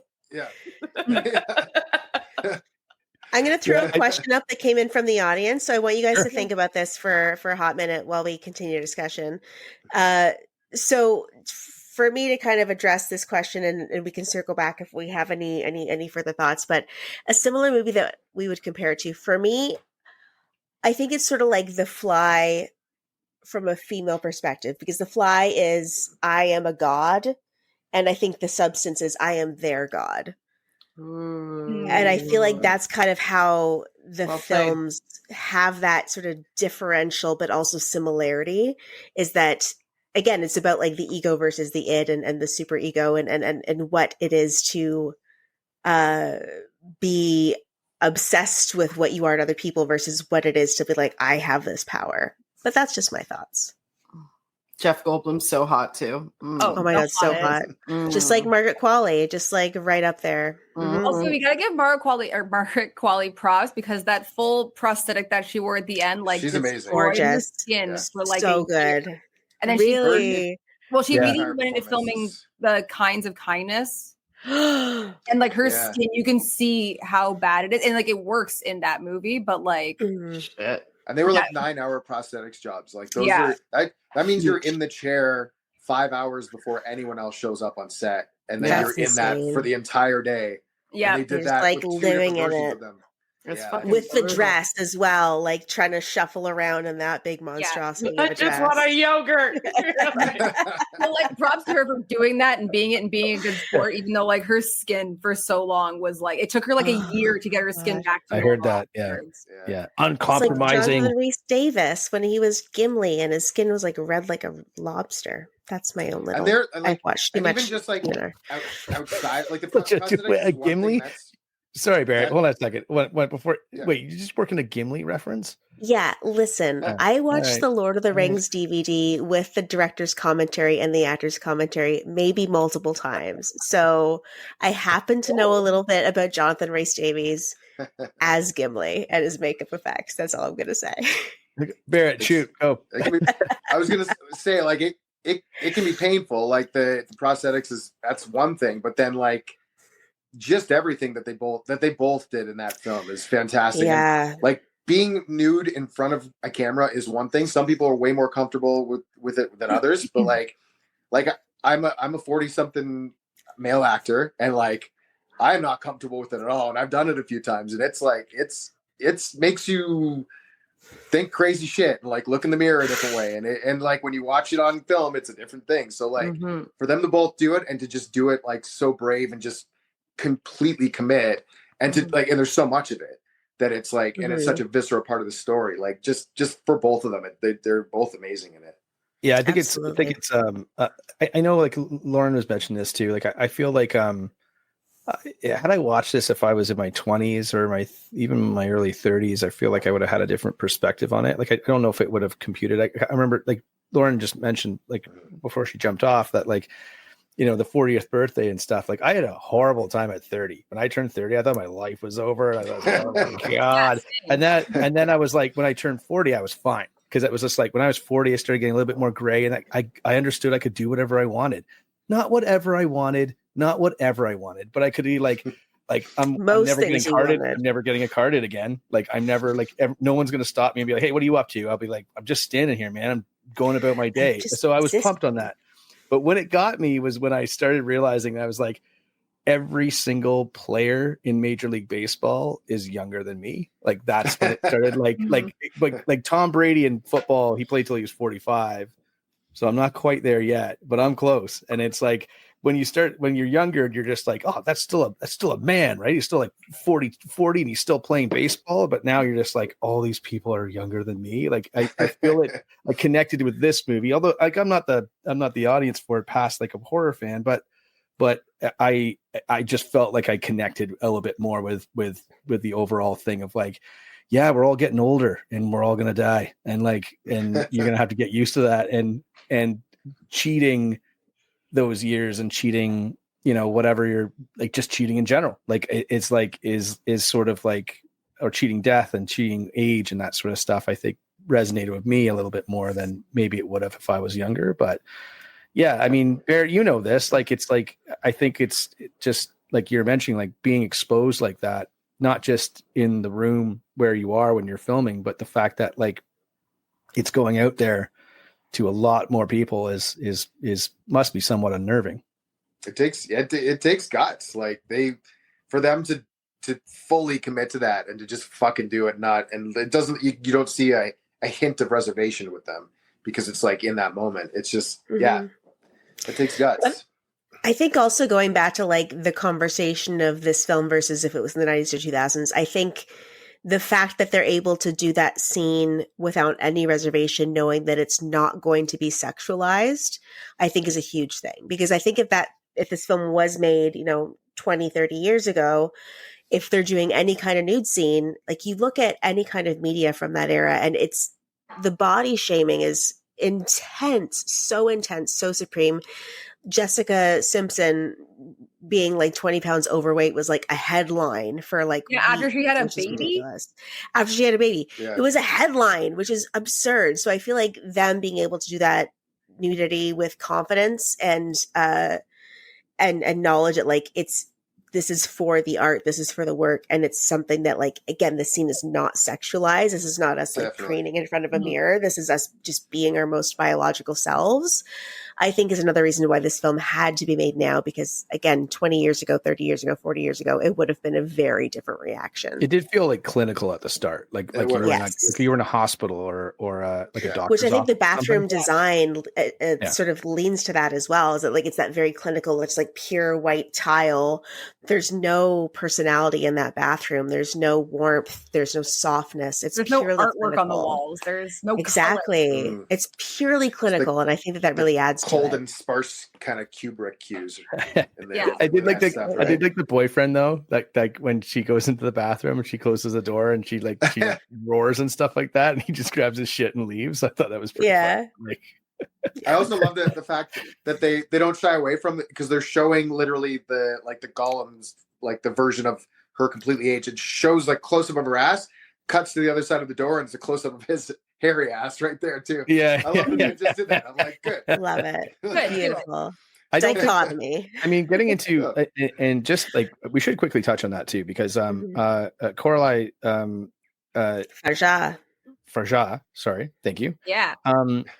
So the backstory on this is that she was in line after Revenge. She was in line to direct Black Widow for Marvel, and she turned it down because she couldn't get final cut, because Marvel doesn't give anyone final cut, obviously. So she said she wouldn't do it, even though it was guaranteed to be a box office hit and stuff. She wanted to work on her own thing. Final cut for her is a big thing. It's the thing that she and I don't think this is like, again, talking about like men and women in whomever, like in the film industry, like when it comes to the artistic vision, I don't think that's not something that's like unique, right? Like I feel like directors want final cut. They want to cut their film in a way. Want final cut. Yeah. And I don't think a lot of directors, I think, are fine with not having it because of, you know, the pedigree of the films that they're working on, or just the scale, the longevity. Like, I get it that you go in and you're like, okay, I'm going to direct this movie and then I'll go and direct something else afterwards. But I feel like it depends on how close you are to that project. Yes. Like if I'm just hired to do a Lifetime movie and direct it, and they're like, do you want to edit up? Like, it's your call. But if this is like my passion project, your baby, I can't be there at every step of the way, then it's like, so almost don't want to do it. So Universal wanted her to do a bunch of cuts to this movie, and they pulled the distribution rights to this because she wouldn't make them. And I'm not sure what the cuts were. I think Kells, did you mention that one of them was the shrimp? Yeah. Like how many close-ups of the shrimp do you need to show and roast? And the ending was a big part of that too. They wanted to change the entire ending. Yeah. And so they pulled it, and then they came back on afterwards. But that's how Mubi was a producing partner, I think, on it. But they actually acquired the rights, and they've done just gangbuster box office numbers on this, which is fantastic for them. What a great investment and home run for them, obviously going into award season, which, you know, obviously unexpected as well. But I think that's just because of how the Oscars kind of shape up and what they consider to be, you know, award-winning films and what aren't. But yeah, I felt like, you know, I did feel like they, like that's an interesting part of this, because I feel like not only is horror getting recognized, I think the idea that you need that sort of vision, you need that final cut, you need that sort of influence on the film to make, like, to elevate horror. And I don't want to say like elevated horror. I'm just going to say elevating horror from where a lot of people, the mainstream audiences see it, to where it could be for certain projects. I think it's really exciting, because I don't think in any other year, I mean, in the 90s, this would never get nominated for Best Picture. That's for sure. No. But let's talk about the Oscars. You guys want to talk about the Oscars a bit? Yeah, always. Everyone's like, yes. We can I definitely know all of the nominations. Yep. Who's Oscar? All right. Are we all in agreement that we don't think it's going to win Best Picture, but that Demi is going to win Best Actress? I want it to. I don't know that it will, but I would like it to. When's the last year a horror movie won? I think Nora might win over this. I haven't seen it. I haven't seen it. I want to, just so we're all clear. I want to see it. I've heard it's fantastic. Make it available and make it free. Like, put it on a streaming. Put it somewhere I don't have to leave my house to watch it. Yeah. That'd be great. Thanks, guys. But I also go ahead. As much as I want Demi Moore to win an Oscar because I feel like it's her time and she is deserving and she's had this lifelong career. I feel like it's kind of in that it feels like a consolation Oscar almost. Like you put in all this work, you're a good human being, you've done amazing roles in the past. Yeah, you've done some not great ones, but like you deserve this, and that's why we're giving it to you. Like sort of when they eventually gave Leonardo DiCaprio The Revenant. Oscar, Yeah. they were like, listen, man, it's time. And even with Keep showing up. Yeah, and even with Brendan Fraser with The Whale, like that was a great movie, but like I don't know if he was the best of that year, even though I think he's the best every year. Period. It's like it feels like I'm conflicted on these things. Yeah, it feels like they're giving really great people who do great performances an award because they felt like it's time and not it's like because it's the best. I think I'm okay with that though. Like if as long as the award is like for instance, like, you know, I think there's movies that there's movies that people should have won awards for, but they didn't, and then they do get an Oscar for that. But the movie might not be their best work, but it's definitely up there. I think that's okay. Like DiCaprio won for Revenant, but he really should have won for Wolf of Wall Street, right? Mm-hmm. Like he that's won for my like three things before The Revenant for sure. The Bear should have won The Revenant. Like that should have been what the Oscar was for. Yeah. The Bear? Gone to the The Bear. Bear. Oh. No, I mean like the TV bear show. The CG bear. The CG bear in The Revenant should have got the Oscar. That bear really showed up. Yes, and he like showed up every time. Yeah. He like really committed to being a bear. about it. It really shook things up. Yeah, literally. I think grabbed it in his jaws and shook things up. But it's crazy too. Like there's some like I agree with you, Ali, for sure, because I do sometimes feel like just give it to them when they actually should have got it for the role they should have had it for, right? But there are movies like for instance, like Heat. I know second reference of Heat during this podcast, but like, did you just watch it? But I know I'm trying to get through Heat 2, the book, before they make it, and maybe it's on my brain. It's getting hot in here. But I was gonna say, is it called Heat 2? It's still hot. Yeah, but Heat was not nominated for a single Oscar. Like not a single one, not even like cinematography, nothing. And even this year, like Denis Villeneuve, like for Dune 2, not nominated. So a part of me is just like not even nominated. So I kind of feel like sometimes when the Academy stretches and does something like this to kind of maybe acknowledge or reward a career, I think I'm okay with it, especially if the movie that the person is getting awarded for is something a little bit out of the box. But I think that Demi Moore deserves to get awards and accolations because I've always loved her. I think she's always talented, and she gets overlooked because she, has taken on some not great roles, and she's won a bunch of Razzies, so she's won awards. But I think that's the thing with her with this role is that like the fact that she's been cleaning house at every other award show has been like, it's always a good indicator of who's going to get the Oscars. But secondly, not only is it like it's her time, but like if not now, then when? Like when in her career would have been a better time for her to win the Oscar than for this role? Because this role shows so much depth and so much much of it is just like her raw commitment, like just her just on the floor on the film, just like bearing her soul and I feel like again, like if not now, then when? So I get what you're saying, Ali. I feel like it's a combination of the two of like, it's their time, but if this isn't their time, when else could we possibly? Because this is the one where they really bore it all on the line, where they really went above and beyond. And give her an Oscar for Ghost or anything. Exactly. Like we can't do that. We don't have a time machine yet. So we can at least do this because she really showed up for this role. She absolutely showed up and she like gave it her everything. Both clothed and unclothed. And I feel like she really deserves all the accolades because of like, I think also what this film speaks to and what this character speaks to her personally, as well as just like to every woman in the human experience, to like her in particular and her journey through this character of Elizabeth Sparkle, like as it pertains to Demi Moore, if that makes sense. Yeah, she's never been nominated for an Academy Award until this year.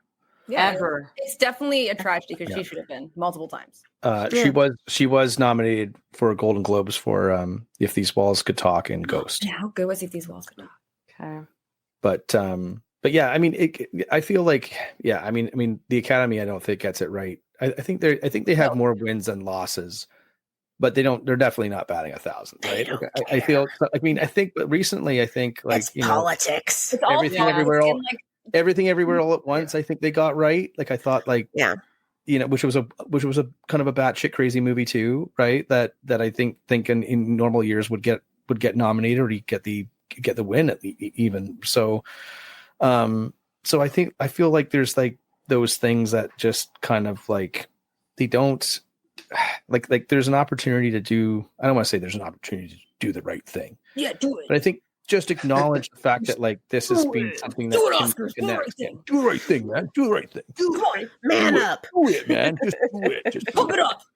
Yeah, at least the only thing I hope is that, like, especially for this, like, I hope she wins, because there is part of me that feels like this might be like Michael Keaton and Birdman all over again, where it's like Michael Keaton's going to win finally for something great, and then he didn't. Did you ever see that scene where like Michael Keaton, they announce the winner, and I can't remember who it is, and he puts his speech back in his pocket, and you just sit there and you're just like, oh my god, you just want to go and give that guy a hug. I mean, I always want to give Michael Keaton a hug.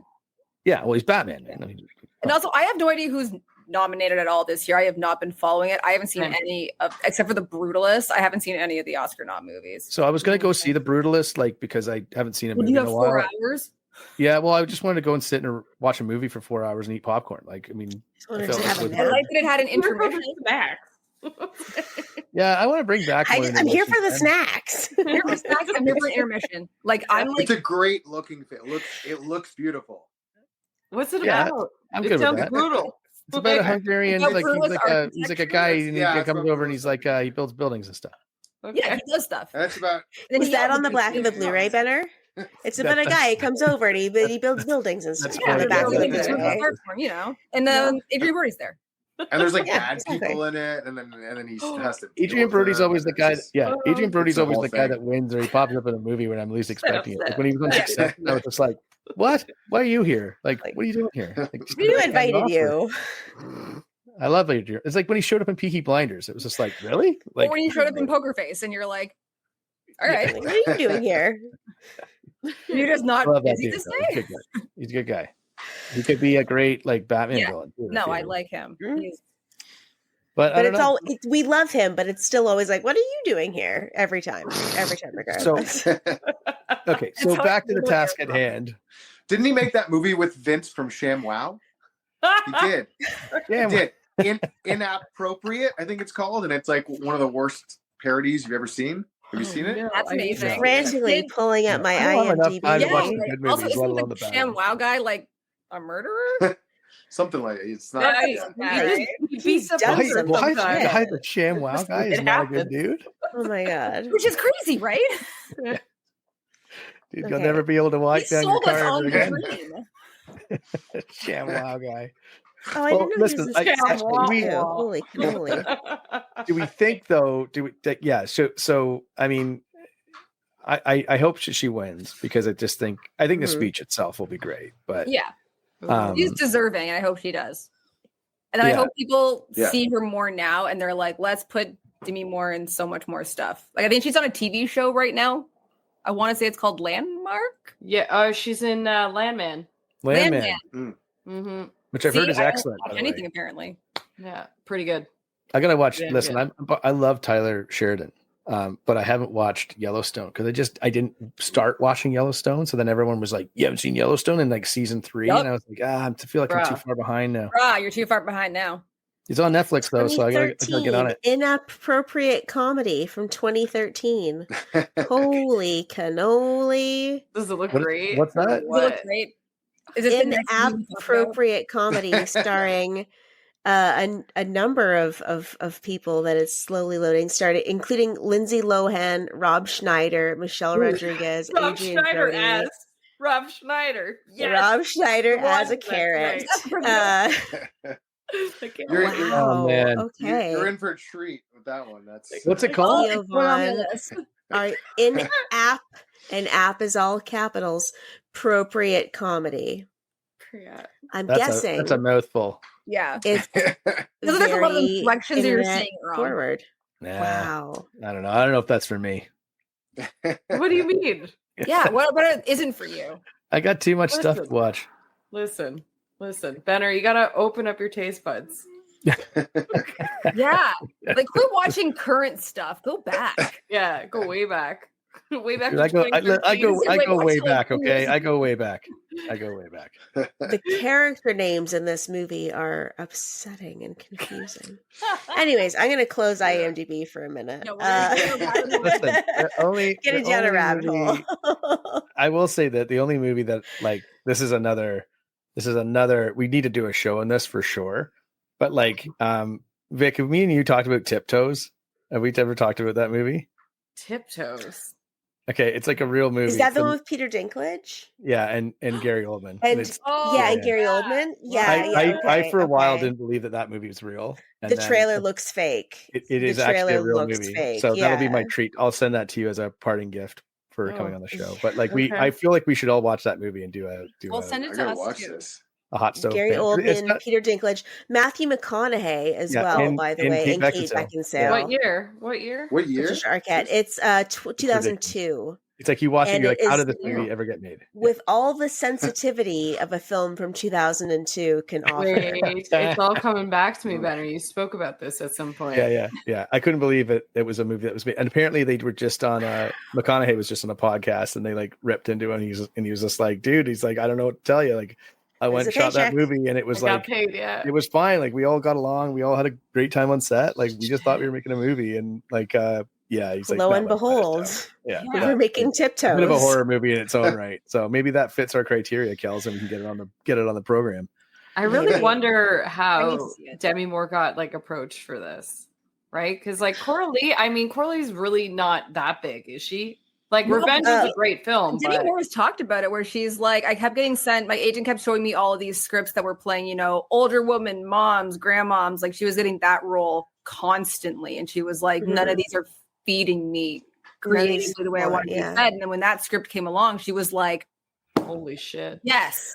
Well, with the script, apparently, Demi Moore said that reading the script reminded her of the script for Ghost and that the chance that it could be amazing or a disaster were equally the same.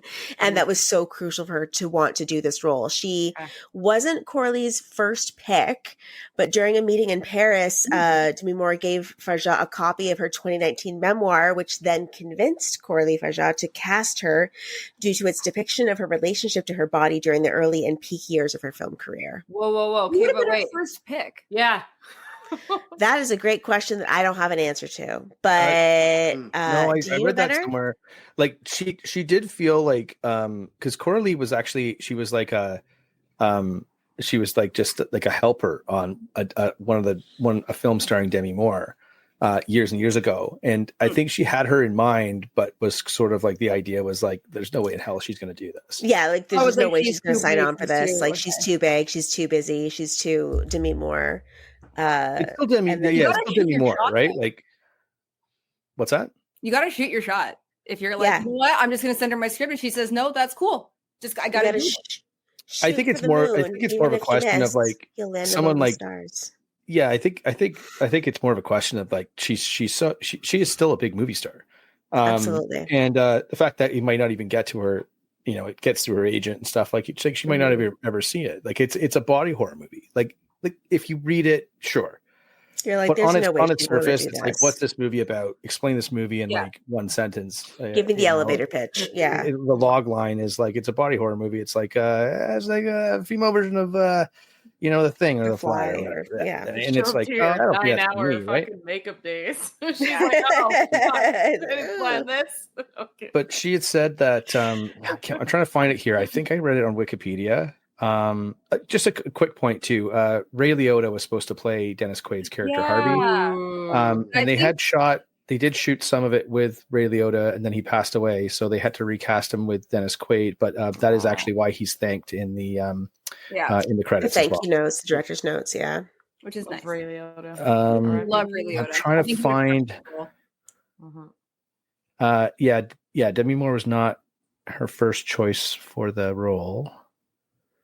I and Plot so twist. Forget, I was the Forget first thought, choice. yeah. So just quoting Wikipedia here, so take it with a grain of salt. But Forget thought Demi would be a good fit, but believed that she would quote never do the film and be willing to destroy her image. With nothing to lose, they sent the script in anyway. Good. Beautiful. Yeah, so I don't think Demi Moore starred in Passion of the Mind, and Forget was had previously worked as a trainee assistant director.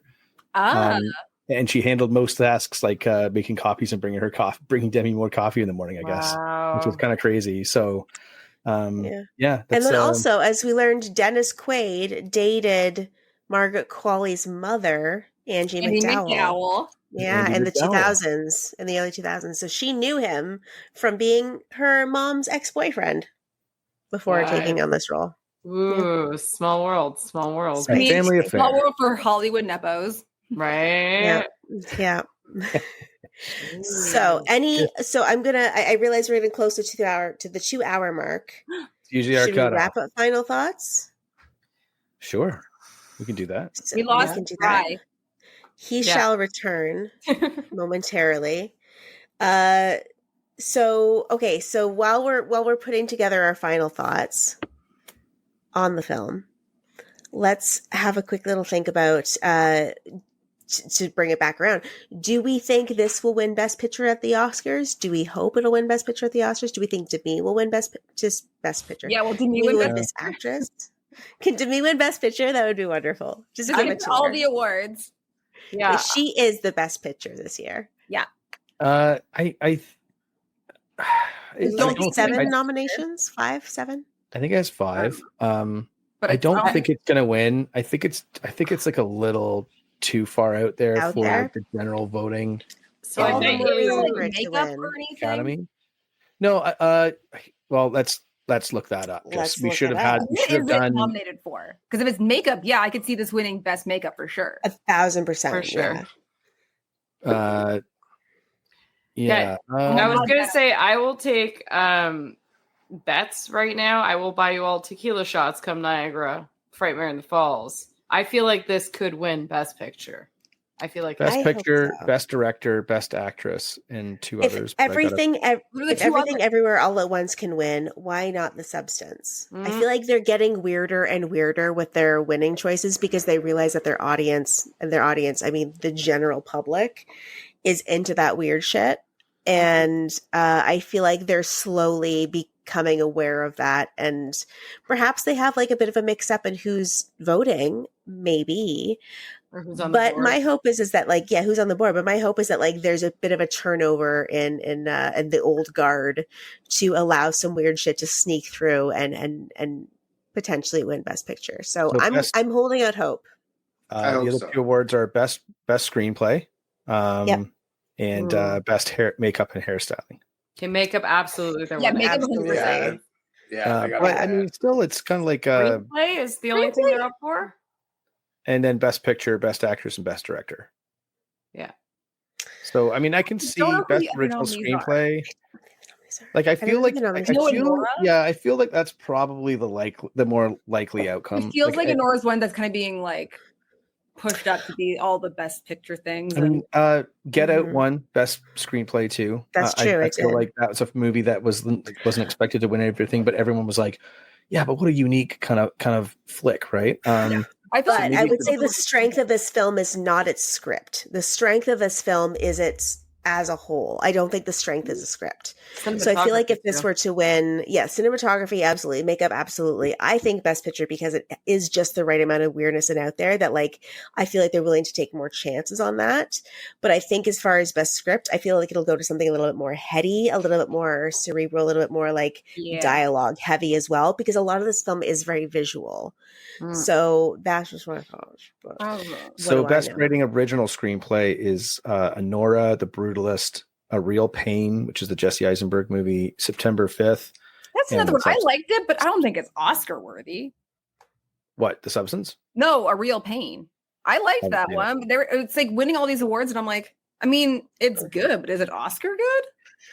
It's good. What is it? When you compare this movie against like The Brutalist and then against like A Real Pain, it's like, what is great performances, but overall, it's Yeah, I mean, like even like so, best actress is Cynthia Erivo for Wicked, Carla Sofia Garçon for Amelia Perez, Mickey Madison for Nora, Demi Moore, and Fernando Torres for I'm Still Here. No, Demi's getting that. Having Fernando seen Torres, sorry. none of those You've other seen none of films, them? I can guarantee you Demi Moore deserves it most. Yeah, I feel like Having seen none of the other I mean, we ones. won't get None of into. Yeah, I mean, we won't get into the Mikey Amelia Madsen's Perez, great in Honora. stuff, but like because She's it's killer, just but a bit of a gong show apparently. But you know, I just feel like I don't think there's a lot of films like that are really like.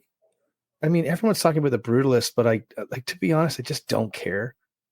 And I mean, even Complete Unknown was sort of like I love Timothée Chalamet. I think he's a great actor, and I think I'm interested in whatever he does because I really do feel like he's committed to his craft and stuff. But even that movie, like we were thinking about going to see it on Christmas Day because we were like, yeah, whatever, it'd be like Johnny Cash, but it's the same director, but like it's like just with like Bob Dylan, right? Like Bob Dylan. Then we didn't go see it. Is We that went my to age or Nosferatu something? instead, and like it was like you know, I don't know. I'm just kind of like, who cares? And on Okay, that note, sorry. That's how we I end had our to like, podcast. into things because I'm like, well, who won Yes. for Best Actress last year? And it was Emma Stone who won for Poor Things, which was another really Again, a weird Who- pick. A really, So, really like- weird pick. So who knows? I think they're willing to take some weird chances. And Who are we to say? I'm voting it. I'm saying Best Picture and Demi Moore. I think they're going to win them both as well. Wait a as second. makeup. How do we get the I free agree with tequila? that. How do we get the free tequila? Well, I'm going to buy it for you if I lose. Okay. And if I win, I'll buy you you buy tequila. me tequila. What? No way. Even though I agree with your votes, I will buy you tequila Wait. regardless Wait, at we're- Hooligans. Yes. Buddy, hooligans. That's Chicken the best place. wings. Chicken fingers and shot Ricky Burt Reynolds. Bobby. So Barrett, on I'll take you to that note- hooligans if you're ever in Niagara Falls again. You'll love it. It's great. Yes, you'll adore it.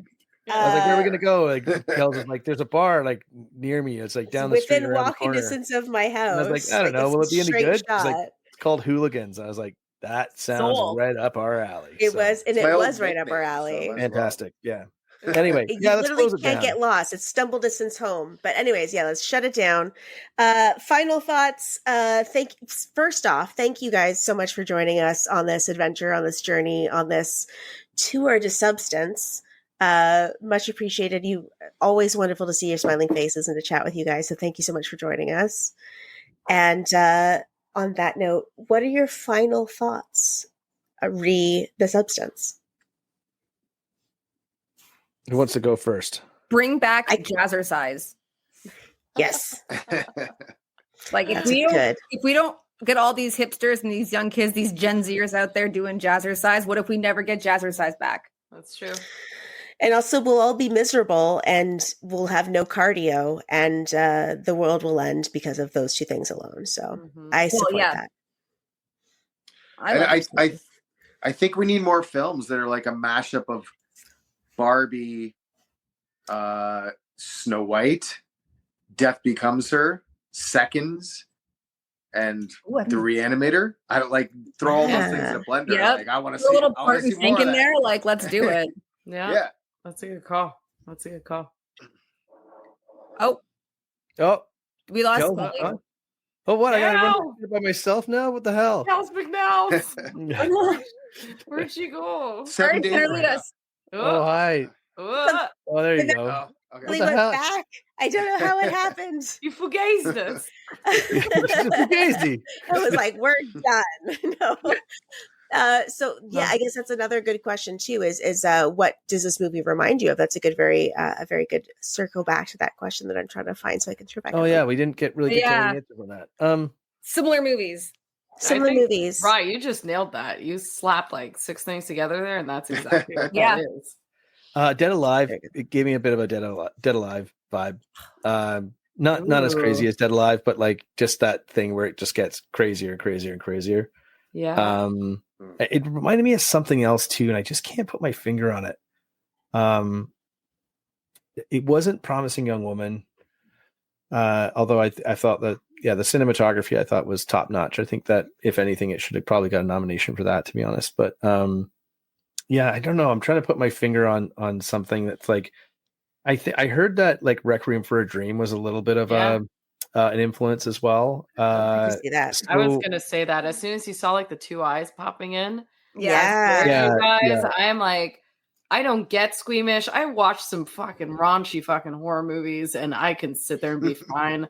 I rewatched this today and watching those eyeballs, I was like, ugh. Like I feel it in my tummy and I don't know why. EBGBs. I Yeah. don't like the teeth scene. Yeah. Is for me It is looks like Ugh. the tool cover of Anima. Yes. That's what Yeah. it looks like. That. I always love that Yes. visual. So good. Yeah, it's true. Also, it's like this movie is also kind of like Freaky Friday meets Society. It's kind of Oh, Society. Yeah, that's Society's another nice. one. Society, yeah. like if Disney Another made a one. Great choices. Yes. Great choices. And you know what? Maybe that's why it's working so well. Like, you know what? If that's what horror needs to do, it's like penetrate and like get in people's brains, then do it. Then do You it. know? Yeah. I'm okay with it. Especially if they do it this well. Like this was executed so damn well. Mhm. Mm. Absolutely. I really like the advert. I will say, the teeth scene I didn't like, but also like, I don't maybe too much. like you didn't like information.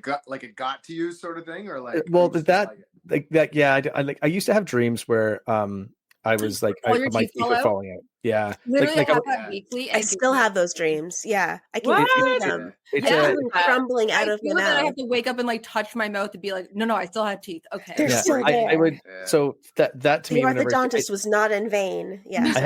I haven't seen a movie like that in a long time, or sorry, I haven't had a dream like that in a long time, but I used to have them all the time. And it was something about like, it was like work stress, or it was like that someone that you know is being untruthful to you is what I read in like a dream book or something. Yeah. Like, That's what I was telling. Oh my Tell me God. the dream book.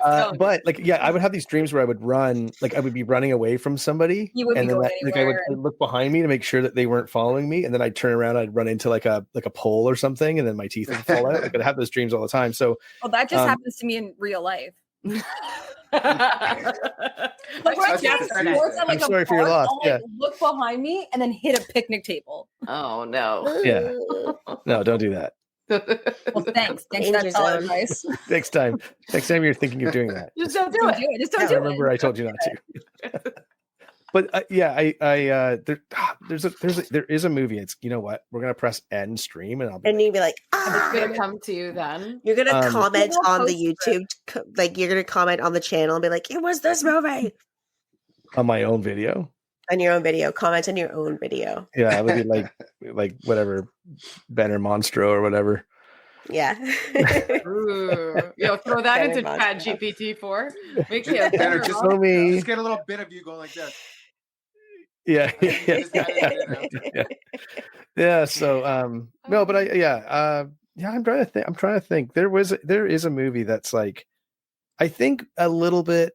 Is it clinical? Like, does it No, make you feel like testing you know on what could be maybe Barbarian.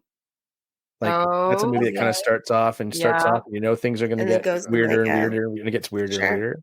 Oh yeah. Maybe that Okay. flick, I think, but in a different wavelength, right? So, Mm-hmm. but hey, that's all the time we got, I think, right? 2:07. Yeah, as I say, I think we're good. But if anyone has any other closing thoughts, turning it over to our wonderful guests. Good movie. Oh, Thumbs wait. up? There was one more question I saw in the chat here. She's got freaking fireworks going off. What is this? I got Look at you. fireworks. How many I got pounds of shrimp? this. And the answer is 4 pounds of shrimp. 4 libros de Cuatro. shrimp.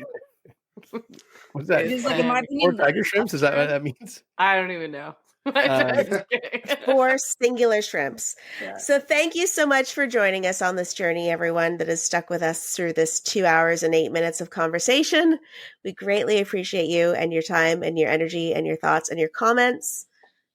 Benner, etc. Yeah, listen, thanks everyone for tuning in. Of course, please, if you're subscribed to our channel, tell your friends, share this video, give it a like, give it a comment. And we've got lots of more of these coming up. We have our regular Takeover Tuesday series, which is our interview series. Of course, Ali and Makeup Billy and Barrett have all been a part of that. So you can go check out their previous episodes on our YouTube channel. And I just, I cannot tell a lie. Honest Abe over here. I put up the It Follows Back thing, and it still had Kev Martin from Last Video Store said to follow him. So I don't really feel that bad, because you should follow Kevin Martin at Video for Kev. So there's a little shout out to the Last Video Store. Of course, we're putting that movie out on Blu-ray in the next few weeks. Nice. And of course, before we go, Ali, Vic, Barrett, tell us what you have coming up. Anything you want to promote, push, or pump up before we let you go? Pump up the jam. You've got to pump it I up. got stuff to do. I got to watch Yellow Jackets. You asked us all at once. Yeah. Ali, you go first. Ali, you go Ali, you go first. Ali, go first. It's late, man. It's late. Be a better host. God. Moderate.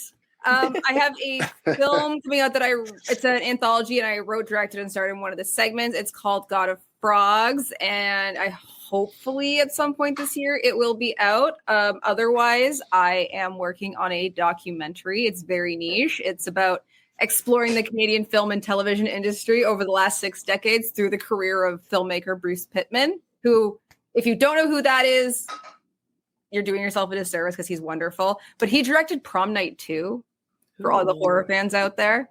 Cool. That's it. Right on. Awesome. And God of Frogs is like the name of my new metal band too, by the way. Right? Yeah. There's a Frogman movie that came out like just before we went to camera, and I was like, guys, it looks like we're copying this movie. Because it's like our creature designs are so similar, and I was like, oh no. And I like reached out to the director of that. I was like, listen, man, we didn't fucking copy you. Just, I'm getting ahead of this now. And he was like a British guy. He was like a British guy. He's like, oh, well, our movie's like more like a bit of a toad. You know what I mean? Bro, look at that. It's like an homage to Hell Comes to Frogtown. Roddy Piper. Get off the back, man. My mind's like a little bit more like Lord of the Toads, motion, right? Not like God of Frogs. It's all just cross promotion. I'm like, listen, we can get together. We can do some stuff. He was like, crossover. I didn't even know this was happening, so it's all good. What's the Roddy Piper movie? Roddy Piper, Hell Comes to Frogtown. It is an absolute classic. And it is absolutely. We will watch it sometime once you come to my house, because it's absolutely absurd, and I have a T-shirt of it because it's. We're in. Barrett, what do you got going on? What do you have coming up? Hell Comes to Frogtown. Hell Comes to Frogtown is a gem, and watch it with They Live back to back. Roddy back to back. All the rowdy. I got well, if you haven't seen it, In About Nature, check that out. It's streaming on Shudder. The Hyperborean just came out this year too, recently. Obviously, you can find that through Black Fawn Distribution. Another film called Cheat came out earlier. You can find that on major streamers. And there's a few. Chamber of Terror, of course. That's also streaming, and it's on Tubi now too. So definitely don't miss that. There's a few things coming out soon that'll be a lot of fun. That's so exciting. Right on, man. Yeah. Stuff. Rockstar over there. Yeah. Yeah, well, I'm kind of boring, but I just got a couple of masks here being sculpted up. So we got like a creepy marionette coming up, because I was like, that's going to be terrifying. A creepy scarecrow, because seriously, nobody's made. Anybody in the comments, if you know a good scary scarecrow movie, they need more. Right? Well, we put out a movie called Scarecrow. Is that say? Right. Yeah, Scarecrow movie. I own that one, like the one from the 80s. It's just mediocre. It's like mediocre. Like, I think Jeepers Creepers has been the best. Anyways. Yeah. I got some projects. The new one. But Dark Harvest was pretty cool. Dark Harvest was good. That was kind of cool. Good book too. Really good book. A little bit of a scarecrow thing going on. All right. I'm noting that. Writing it down. Take notes. Read the book. It's really good. Little recommendation recommended by Ry Barrett. I got that. There you go. Yeah. That's all the time we got, guys. I think. Thanks so much for carving out time on your Tuesday. Would love to have you guys back, individually or as a team, whatever you guys want to do. But we're trying to do these, like I was mentioning, like a little bit more frequently, not too frequently, because Kells says there's a lot to organize, which is true. And she does all the work. So, but we do still want to have a kind of a revolving list of guests. And of course, anyone in the chat, if there's anyone you'd like to see us bring back, let us know, and we'll do our best to get them back on the show. Other than that, big shout out to our sponsors, Wellington Brewery's Hellas Lager, Coffin Creek Coffee Co., and go to the Coffin Creek Coffee Cafe. Durham, Coffee. sorry, Durham. Yeah, down in Curtis. So Curtis is my hometown, and that's where they are, which I love so much. I used to have a discount code with them where if you put in Unholy Chapel or Unholy 10 or something like that, you get 10% off all your orders. Try it. If it doesn't work, email them, demand it. Demand it. And You tell Brad. get yourself 10% off because of me. Love Yeah. you. Awesome. And we will have a new discount code. We used to have one, but we're gonna have a new one coming Use up both too. of them. But It's yeah, free. we'll get it happening for sure. And again, follow us on Instagram at Black Fawn Distro. And until next time, Kells, any closing thoughts, buddy? No. Go watch Substance. Go. Go watch the Substance. If you go watch the Substance, check out our wonderful guests and So I need my outro and video. Okay, here we go. do the write the Oscars. Remember, I you don't know. are one. You are one. You are one. Never. What's the thing? Never. Always switch or whatever. Always. Switch. Okay. Bye. Bye.